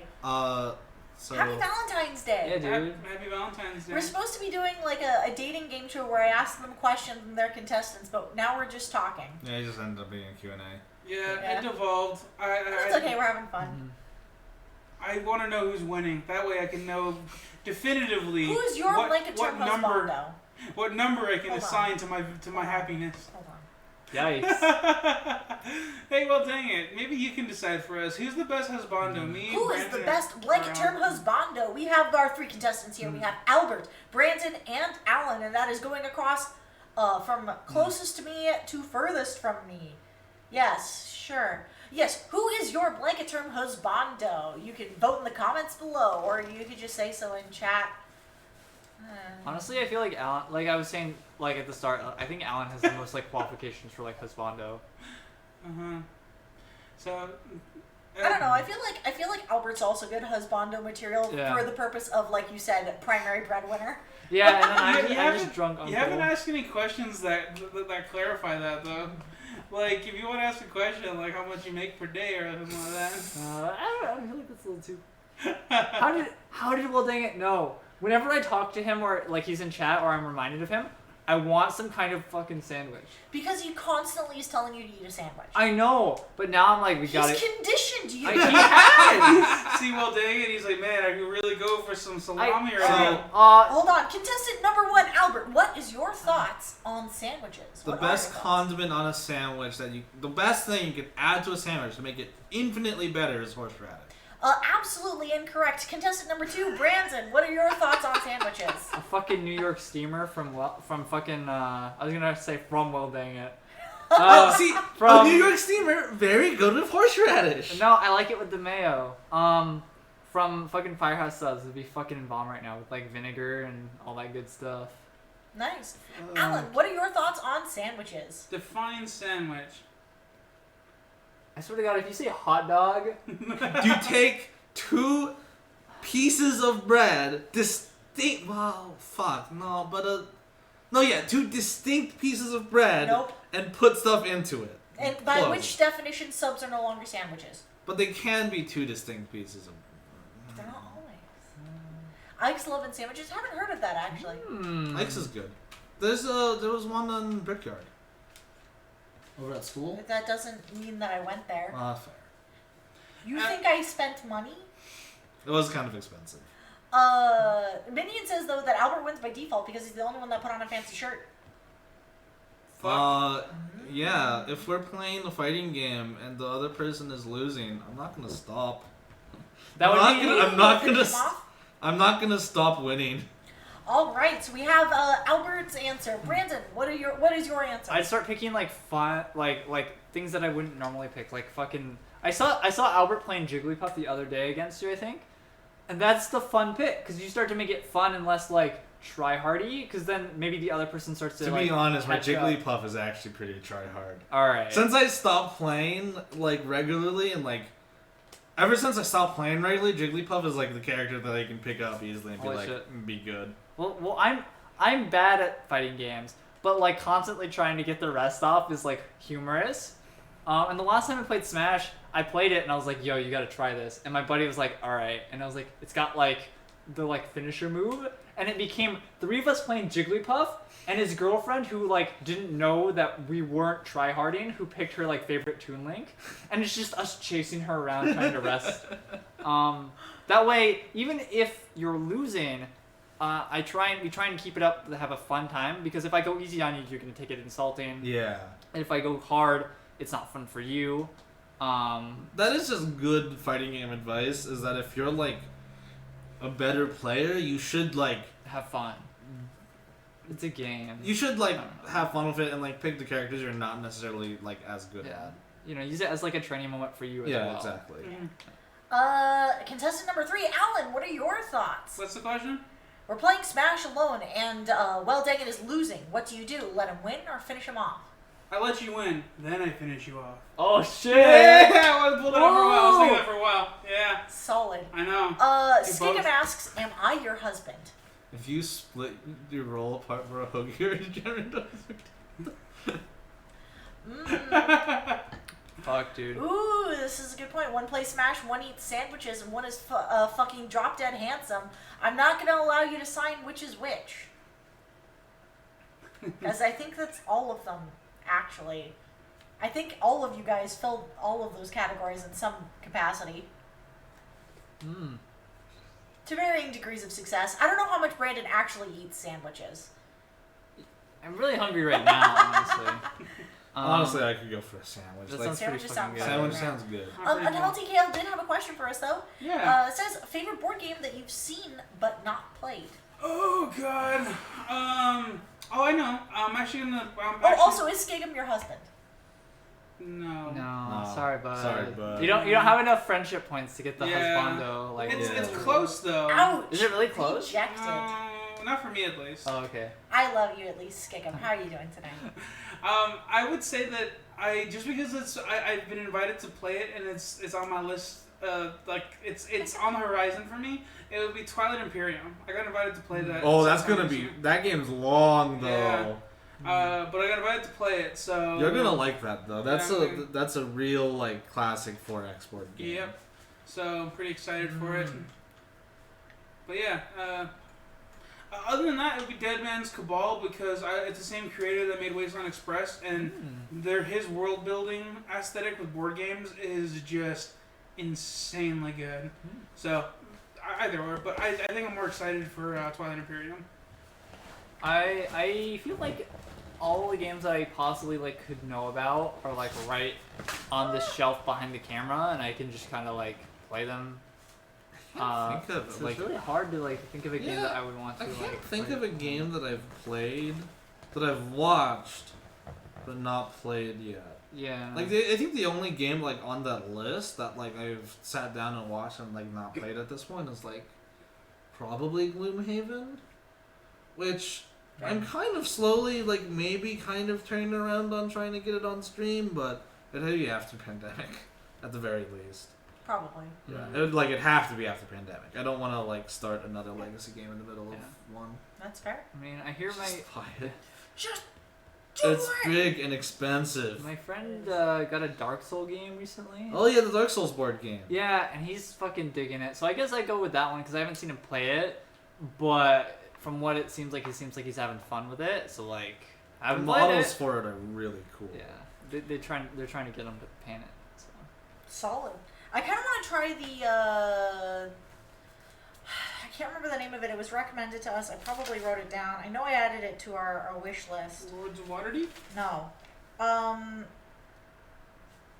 you I don't know if it's describe in this. it? Yeah, it was the one where you're like, trying to make your own Frankenstein's monster. Oh, I remember And you have that. to like, and you have to like find the cadavers or just like kill people to use them. It has like infection and stuff. You're working together, right? That's oh, cool. that sounds awesome. Man. The other game that I actually kind of want to bring in, I just remembered this. It's called The Captain is Dead, and I've seen it at Games U. I've heard of this before, actually. I've heard of it too. It's like kind of like a Star Trek episode where you're all like members of like a spaceship crew, and like you all have your own job, and the whole point of it is like the ship captain like dies, or like something happens to him, and like the four of you are left like to kind of try your best to salvage the situation. And it feels like there's a lot of good like potential for like just fun moments in that. That is actually so I know that is kind of. Wait, who Will is Dad? This is your question. Who Will is Dad? Donna is, and Haley is the mom, isn't she? That's how it's always No, been. I thought Haley was Dad. Oh yeah, that's right. Haley was Dad. You're right. Haley's Dad and I'm Mom. Haley does have a very like Dawn has a very big dick energy, but I feel like Haley has like even bigger dick energy. I think it's less to do with big dick energy and more to do with like dad energy. I remember when I was like first describing Haley to Aaron. He used the phrase she has big dick energy. Well, because she like introduced herself with like, "Hey, I'm Haley. I have a really big dick" or something. Yeah, he called her Big Dick Girl. Yeah, she was Big Dick Girl. In like stories, I was like, "So yeah, Haley," but and I didn't want to just like associate that with just the name in case he had forgotten. I was like, "This is Big Dick Girl, by the way." And all right, Minion, thanks for hanging out with us. We appreciate it. Have a good night. Yeah. Enjoy work to the best of your ability. Or don't. We're not your boss. You can't tell me what to do. I say that all the time to friends at work. Yeah. They're always like, "Have fun." I'm like, "You're not my supervisor." You're not my general. Oh man, real fast tangent with regards to work. So I'm not gonna say that. Okay, so you guys know the way that like the vaguely. Yeah, you don't pay my sub. Vaguely the way that meals work at the place that I work is we have a few flavors for like our main dish. So there's one of them that is like the signature flavor and it's the most popular. What are you looking at? Don't worry about it. Oh, I see. We're listed as first playthrough and blind playthrough. Excellent. Oh no, that's not what I was looking at. That's what I'm looking This at is the now. first time you asked me these questions. We didn't know this is it. true. We didn't know it going in. Anyways, today, Valentine's Day, big ticket day. We're entirely out of our main flavor. Oof. Yeah. So the big thing about the main flavor is, for the main dish. Well, the thing is that flavoring is also the sauce that we use to make our fried rice Oh shit. and one of our noodle dishes. which meant that we were out of the primary flavor, our most popular flavor for like the chicken stuff, and no fried rice at an Asian restaurant, and none of our only noodle dish, and it was chaos. It was an interesting day today. We had a lot of orders like cancel on us. I don't think anyone who walked in decided not to. No, there was one group that decided not to eat with us, but like we had so many canceled to go orders. Like when we told them. Oof. Yeah. So it was an interesting day today. But my manager was like doing this dumb thing. He had like walked out, and he came up to like the host desk where I was standing, and he was like, What do you mean you don't have this flavor? And I was like, well, what it means, sir, is you can suck my dick. And my manager was like, would you actually say that to a customer? I was like, no, of course not. I'm saying this to you because, like, we joke around. I wouldn't say that to a customer. Are you okay? Because, like, what it would have been is I launched into it. It's like, well, I'm afraid it's our most popular flavor, so it means that it's the one that sells out the quickest, and our shipment has been delayed through no fault of our own or any of our drivers. There was just an issue with the delivery system, so we're expecting a shipment later today. We do have plenty of other flavors though. I can recommend to you any number of dishes if you'd still like to try something new. And he was like, oh, that's a good way to put it. I was like, yeah, I know how to do my job. Unhealthy Kale asks what pisses us off, and I'm just gonna kind of specify like pet peeves. It's probably the best way to answer this. And for me, it's people who don't know how to touch type. Have to individually pick out keys. Touch typing's different than regular. Hunt and peck is what you're referring to. Well, like touch typing is like when you're on the home row and type like you're supposed to type. That's called touch typing because you never look at the keyboard. People who hunt and peck bother the heck out of me. Especially like when you have to work with them and you're just like trying to help them with something and they're sitting there like they're just like, oh my god, this would be so much easier if you just knew how to type correctly. Alright. Brandon. I get the distinct impression that all of these are going to be work related. Yes. Yeah, mine's work related too. Yeah. I just had a feeling. The little shitheads who whistle in my class. They know it bugs me. They know, well, because they're whistling, and then their buddy across the room responds with another whistle, so they think it's funny to like whistle at each other. And it's like, what do I say? It's like, stop making noise. I mean, yes. Stop interrupting class. I mean, yeah, that's what I put on like the logs when I log it. You should give them an audio, like an interactive book with like bird sounds. So that way you can be like, and with the post and it says, "Get your shit together." That's a really shitty, and then like put a name of a bird. It's just like, I mean, if they do it enough times, I'm just gonna like, get the fuck out of my class. But like, it's just annoying because like, what am I gonna do? Tell them to stop breathing? Yes. From what I've heard, one of my like other teachers has just told a kid to stop breathing loudly before, which is fucking hilarious. But given the shit that she puts up with, I don't blame her. Is this the one who was called a crack whore? No. This is the math teacher. Damn, that's rough. 'Cause she wears a hijab. Oh right. Yeah, and she told the kid to take off his hood, and his response was, "After you take off yours." And I like turned to him and I was like, "You didn't like," because it was the third person. Like he did not say that to her. That's messed up. Like that's highly inappropriate. And hearing that, I'm just like, oh my god, what the hell? Yeah. She puts up with so much shit. Yeah. Of all the kids who like talk shit about other teachers in my class, her and her other math teacher, like peer, get the most shit. But that's, because they're like strict, but like they don't get paid enough to put up with that kind of shit. Yeah. So that pisses me off. That's a big little shitheads in class, like doing shit just to like peeve the teacher. It's like, bruh. Yeah. All right, Alan. Pet peeve is that just, it's not so much that like I don't know, I just get like unnecessarily like adrenaline-y, and like I start flexing my fists and wanting to like fight or flight. I don't know why this happens, but it bothers me so much, and it feels like I either need to punch the person or get away. But it's when I hear someone eating, and like I can hear their mouths. And most of the time, it's like fine, I can like remove myself from the situation. But at work today, my earbuds died, and my boss, whose whole job is just to be going around and doing stuff, he's eating lunch in the security, like in the front office where we're not supposed to eat, and he's just eating, and he's eating soup, which already is allowed food to eat. Mm-hmm. And he was just going. And ordinarily, I just put my earbud in, and I completely zone him out.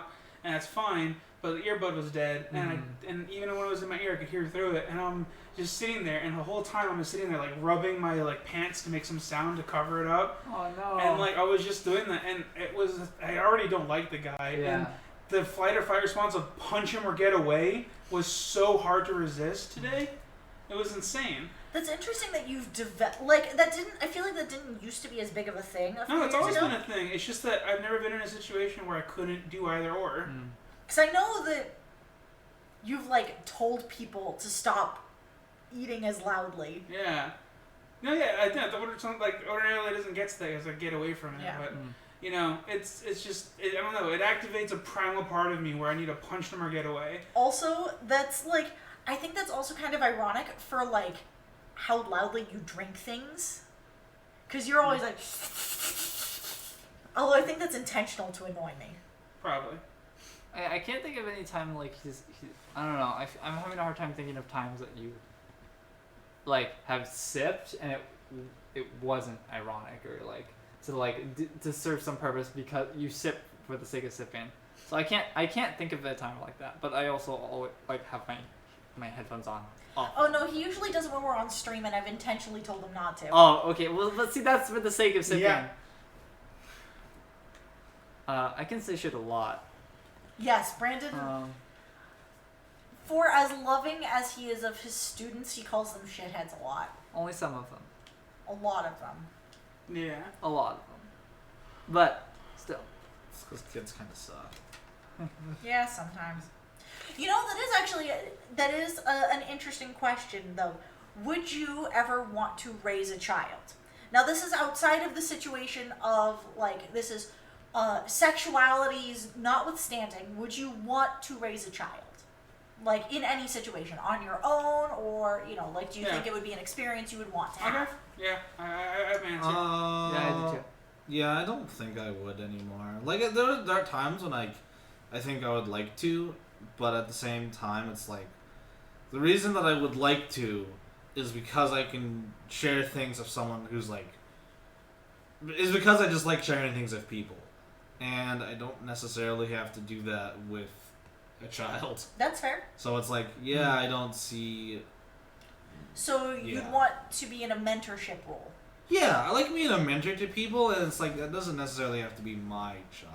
Yeah, exactly. Or I don't have to do that... It doesn't even have to be a child. I don't have to do that all the time. Yeah. But they call middle schoolers assholes. Oh. Expletive dealing with age? Elaborate? I assume they do not want to, considering the lack of... Oh, I see. So Brandon. Yeah, I'd want to have a kid. Like, as much as I'm just like, oh my god, this little shithead. But, yeah, I definitely would want to.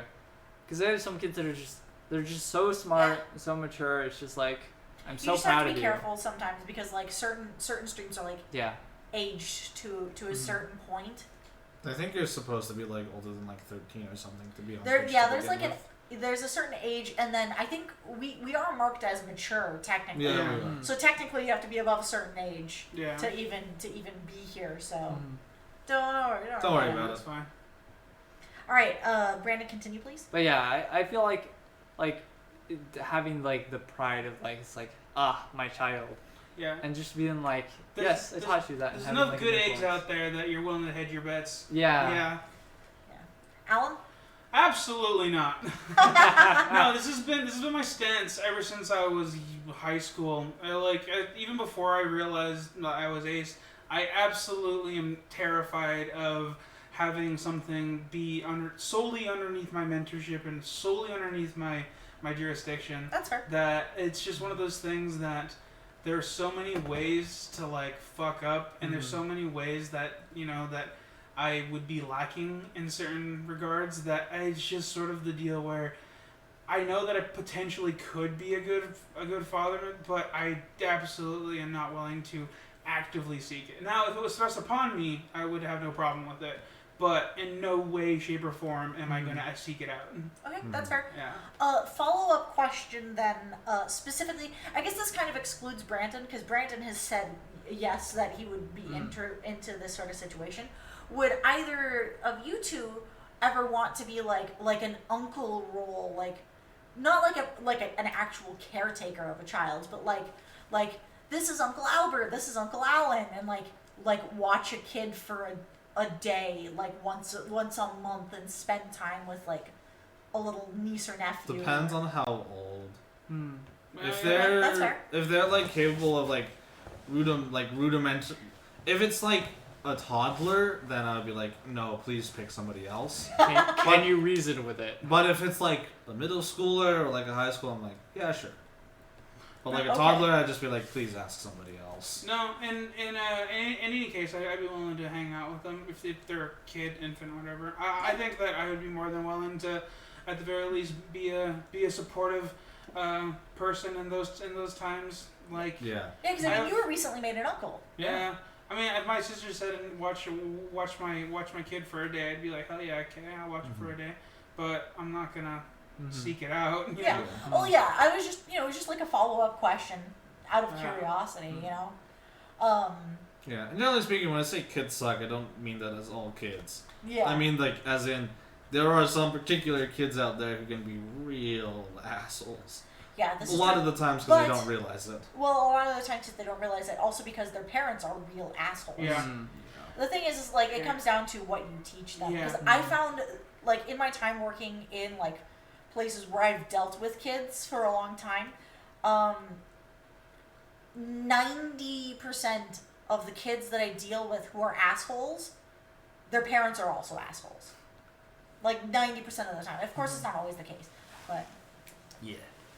yeah, I totally, yes. Even as adults, we can also agree that this is always a thing. Yes. Yeah. I can buy beer, but I still don't feel comfortable about saying fuck in front of my mom. Yeah. No, I flip In flop front on of those your recently. dad, though. Okay, well that's his like favorite word. I've actually flip flopped on this. Actually, it's sort of a situation where I think that in my brain I'm like I say High those school. words in front of my mom specifically to so we both understand that our relationship is no longer just mentor mentee, more like more a bit closer to peers. Obviously, if she's still my mom and I respect her. Yeah. But I'm more willing to use bad words with her rather than at her. You know what I mean? Yeah. You never use bad words at someone. You use bad words with someone. He does not teach one grade, he teaches high school. I have freshmen through seniors. Yeah. Yeah. Yeah, he Yeah. teaches all of them. Every single one. If they're signed up for his bio or anatomy classes. Any life science, they have to go through me. Yep. So he teaches all of them. He teaches high school. Yeah. He talks to you about the pancreas. Mm-hmm. Among other things. Talks to you about the grasses. Yeah, when you go to That's smaller, how high school works. Grass. yeah, especially smaller high schools, it's like classes start becoming more like university courses. Yeah, you And get they're like They're not segregated by age and more of just subject. Yeah, you Yeah. just choose to take on. yeah, that's the vast majority of high school. Yeah. Not my high school. My high school is all segregated by grade Yeah. and subject. Some are more. Some have to do more that because of how big they scheduled are. and Yeah. and like structured. The school I teach at is just like you need two or three sciences. Take your pick. Yeah. So. I'll actually, on the topic of like cursing in front of parents, I will actually curse in front of my mom a decent amount now. Not like as much as I do around you guys, but I still will. I think that's also partially because she does watch our stream sometimes. Oh, I see. Yeah, you realize she probably It realizes doesn't. She's probably Yeah. also heard me tell someone to suck my dick at this point. Yeah. So it's like it doesn't matter anymore. Yeah. Yeah. It's whatever. Yeah. I think that if my dad were still alive, I think I would be more hesitant to curse around either my mom or my dad. I think I would be far more hesitant to curse around my dad, honestly. And I think the reason that I can be more open with my mom is because she has been more open with me since his passing. So I think that's the reason that we're able to have like more of this on equal footing relationship. Yeah. Because she can now share things with me that she was not comfortable sharing while he was around. And because of that, I'm now also able to like reciprocate.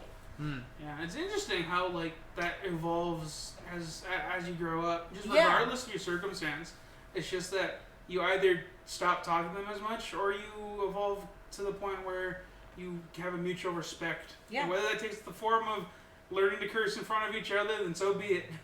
I talk to my mom a lot more now than I did in like the beginning of college. Even though my mom wanted to talk to me more back then, like she tried more. Like I'll call my mom like at very least once a week, you know, and just like be, hey, you know, what's up? Oh, we're not gonna be like ending hard necessarily at you know at time. We'll be hanging out for a bit, unless you have to go to sleep.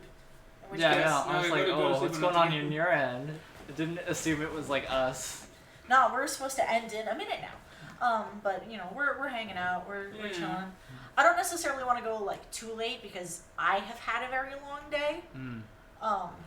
This has been a long week in general. Yeah, it's Oh, a hard it's a week. shower.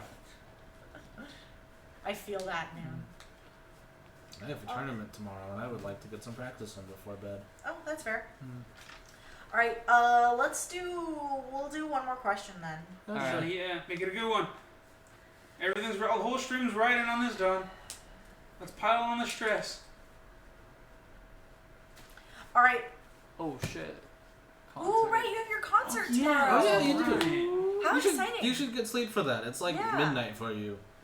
Yeah, if not, well, I'll do our last question, and that is, what would your ideal trip, like vacation, be? Money notwithstanding, what would your ideal trip be? Ooh. Now hold on. You didn't clarify who's going on the trip. Is that also one on the question? It's part of the question. Okay. Yes. Okay. Your ideal trip. Give me the ideal scenario. It doesn't have to be like the whole thing. Yeah. It can just be like a basic, on my own, with friends, with family, with significant, you know, like whatever stipulation you want to have, and where to. Just like a basic thing. Yeah, I've been Hell yeah, that sounds awesome. I've Hawaii is really fun. thinking about it personally I've never because I want to plan something this year, so I've been thinking about it.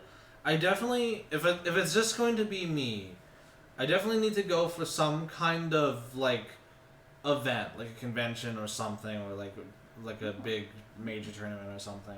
Because if I just went somewhere alone, I would just sit in the hotel room That's and fair. not do a whole lot. That's so I fair. need like something to go out to do, or else I'm just going to do nothing. And it'll just be like not really a Oh, vacation. that's rad. That's super Yeah. cool. Super cool. So it need to be for like some kind of event, and I feel like I need to go with somebody, but like that's not really something my family would enjoy. So I don't know. I'm still thinking about it. But like yeah, I want to go to something like some kind of event, like something I wouldn't normally be able to do. Like even if I like went to the same place, like if I went to that same place any other time, I couldn't do this particular thing. Okay, so you'd want to take a trip for a convention or an event or Yeah. a competition or something like that. Oh, okay. Cool. Yeah, that is a fine answer. It doesn't have to be fully fleshed out. Brandon, do you have an answer? I want to go to like, not like specifically. I like if it's going to be one of the different stops, Japan, and just go around Asia, just eating a bunch of different food. Hell yeah. Cause that would be sick. Cause it's just like, oh yeah, you go to Japan and then you go to like one sushi place, but you'd want to go to try a bunch of different ones. Yeah. You want to go to the like the supermarkets that or the convenience stores that are open 24/7, like you wouldn't see in an anime. They're But like like the I snack just stores. yeah, and just go ahead and grab some Ooh, like that'd be dumplings. Whereas like here we have like donuts already ready made, but they have like dumplings and other like random like junk food. And Can't believe Brandon would go to a different country just to eat different junk food. just to eat different fucking junk food. That's a good point. I didn't even Absolutely, think about that. fucking street food. I'm on Yeah. Street I would food's be for super good down for though. street Street Yeah. food's awesome. Fucking street vendors. Brandon, the Let's get some- Tanuki of the world. Yeah, just flying around in my like elongated ball sack skin. All right, sure, but in this case, it's like I don't even have any like stretchy like skin because I'm so like skinny and gaunt.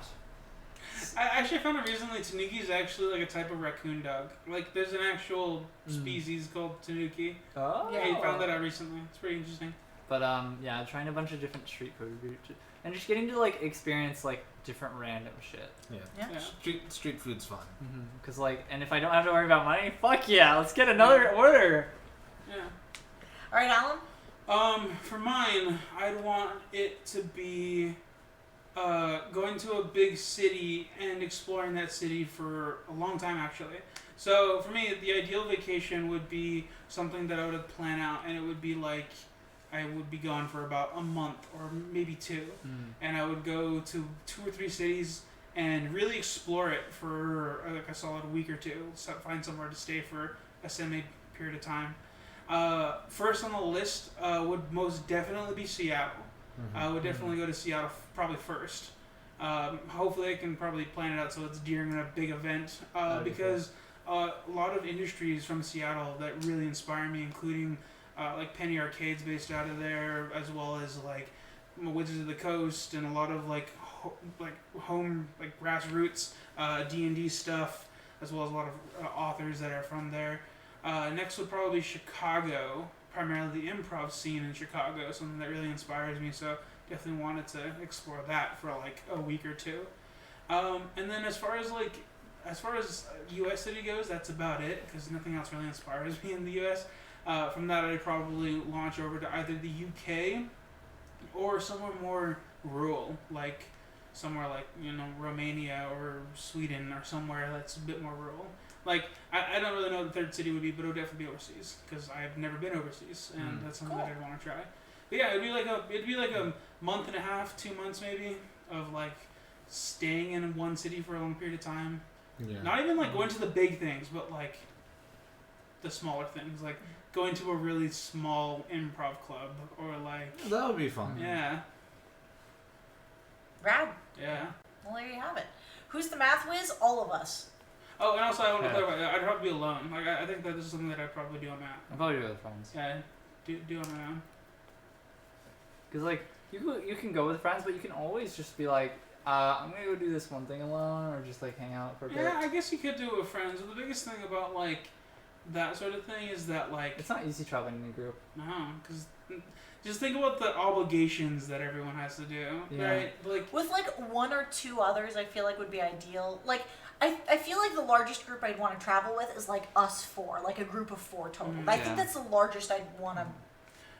I don't know. It's just like dealing with having to like. Good at math and want to do math are 2 different things. Yeah. Wait, how do you? What do you mean? It's 29, hacks. 8. Oh. So it's base 16.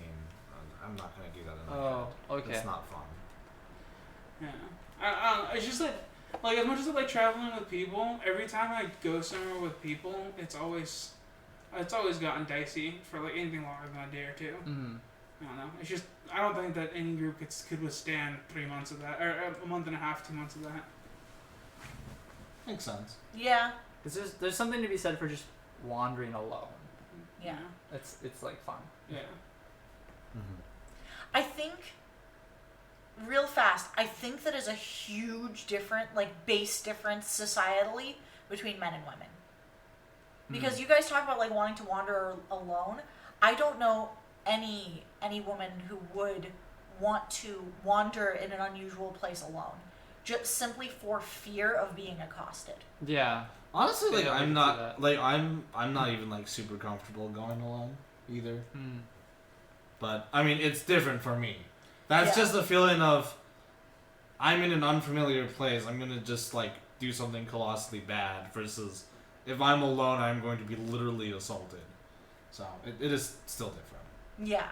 I just find that like an interesting difference because no matter how much I would love to explore a place on my own, like the anxiety of what if something happens to me, I'm here all alone, is just it's too much.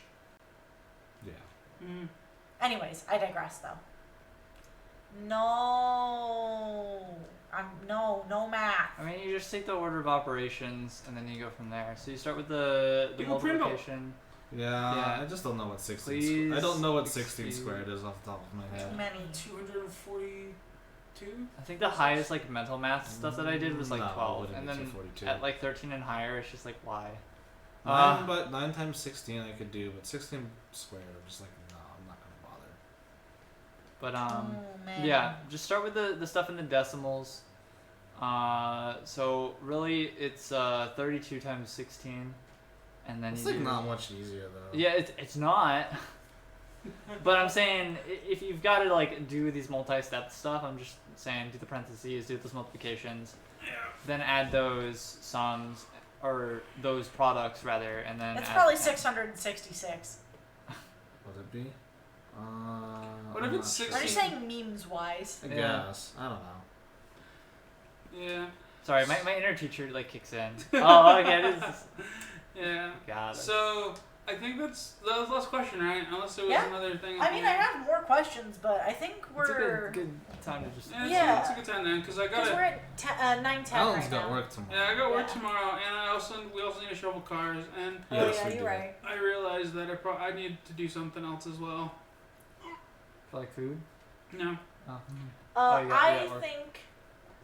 Oh, Alan, Pop yeah. Rose- Oh, still streaming out of Worlds tomorrow, right? Yes. I need to. That's what I need to do. Actually, I need to download Outer Worlds because it's not on Steam, and I need to pick up an Epic Game Launcher, I think. Oh, I think you're right. So yeah. I need to like download Epic Game Launcher again and like figure it out. But yeah, I plan on streaming Outer Worlds. I'll probably start around 3. Again, Saturdays are not finite, so just kind of like. Yeah, Saturdays are our bonus stream days that we will do when we can, when we want to, and we'll give out more details like an hour or two in advance. Yeah, but I'm shooting for 3. Just that's when. So shit yeah, should be we'll going live. we'll post on Twitter and on Discord like Yeah. an hour to 3 two, Mountain Standard Time. approximately ish. Yeah. Yeah, that one's not like a hard Yeah, time. but to like thing. to give you a rough estimate, because like Yeah, we're Arizona, we're weird about time. yeah. So that's 2 Pacific time. When does daylight savings even kick in again? Fucking no. They just need to get rid of daylight savings times everywhere else. Yeah, it's just dumb. Yeah, there's no reason for it. Yeah, there's no reason. Anyways, let's rate Papa Bear because he's still streaming and still doing stuff, and I like Papa Wait, Bear. and there's double no check that he doesn't just have a camera on. Oh, that's a good point. Because when we were hosting him earlier, like auto I mean, he host, hopped in on stream, so odds are he just. no, that was started. well dang it. Oh, I probably yeah. Oh, he's playing Grand Theft Auto. Oh, it's just yeah. It looks like he's playing GTA, and it looks Oh, like okay. he must have it going in the background. I hate these ads. There's still 20 seconds. Yeah. I don't know if he's live. Oh, also, I think the audio is going through. No, it's not. It's Is our- muted. The site's muted.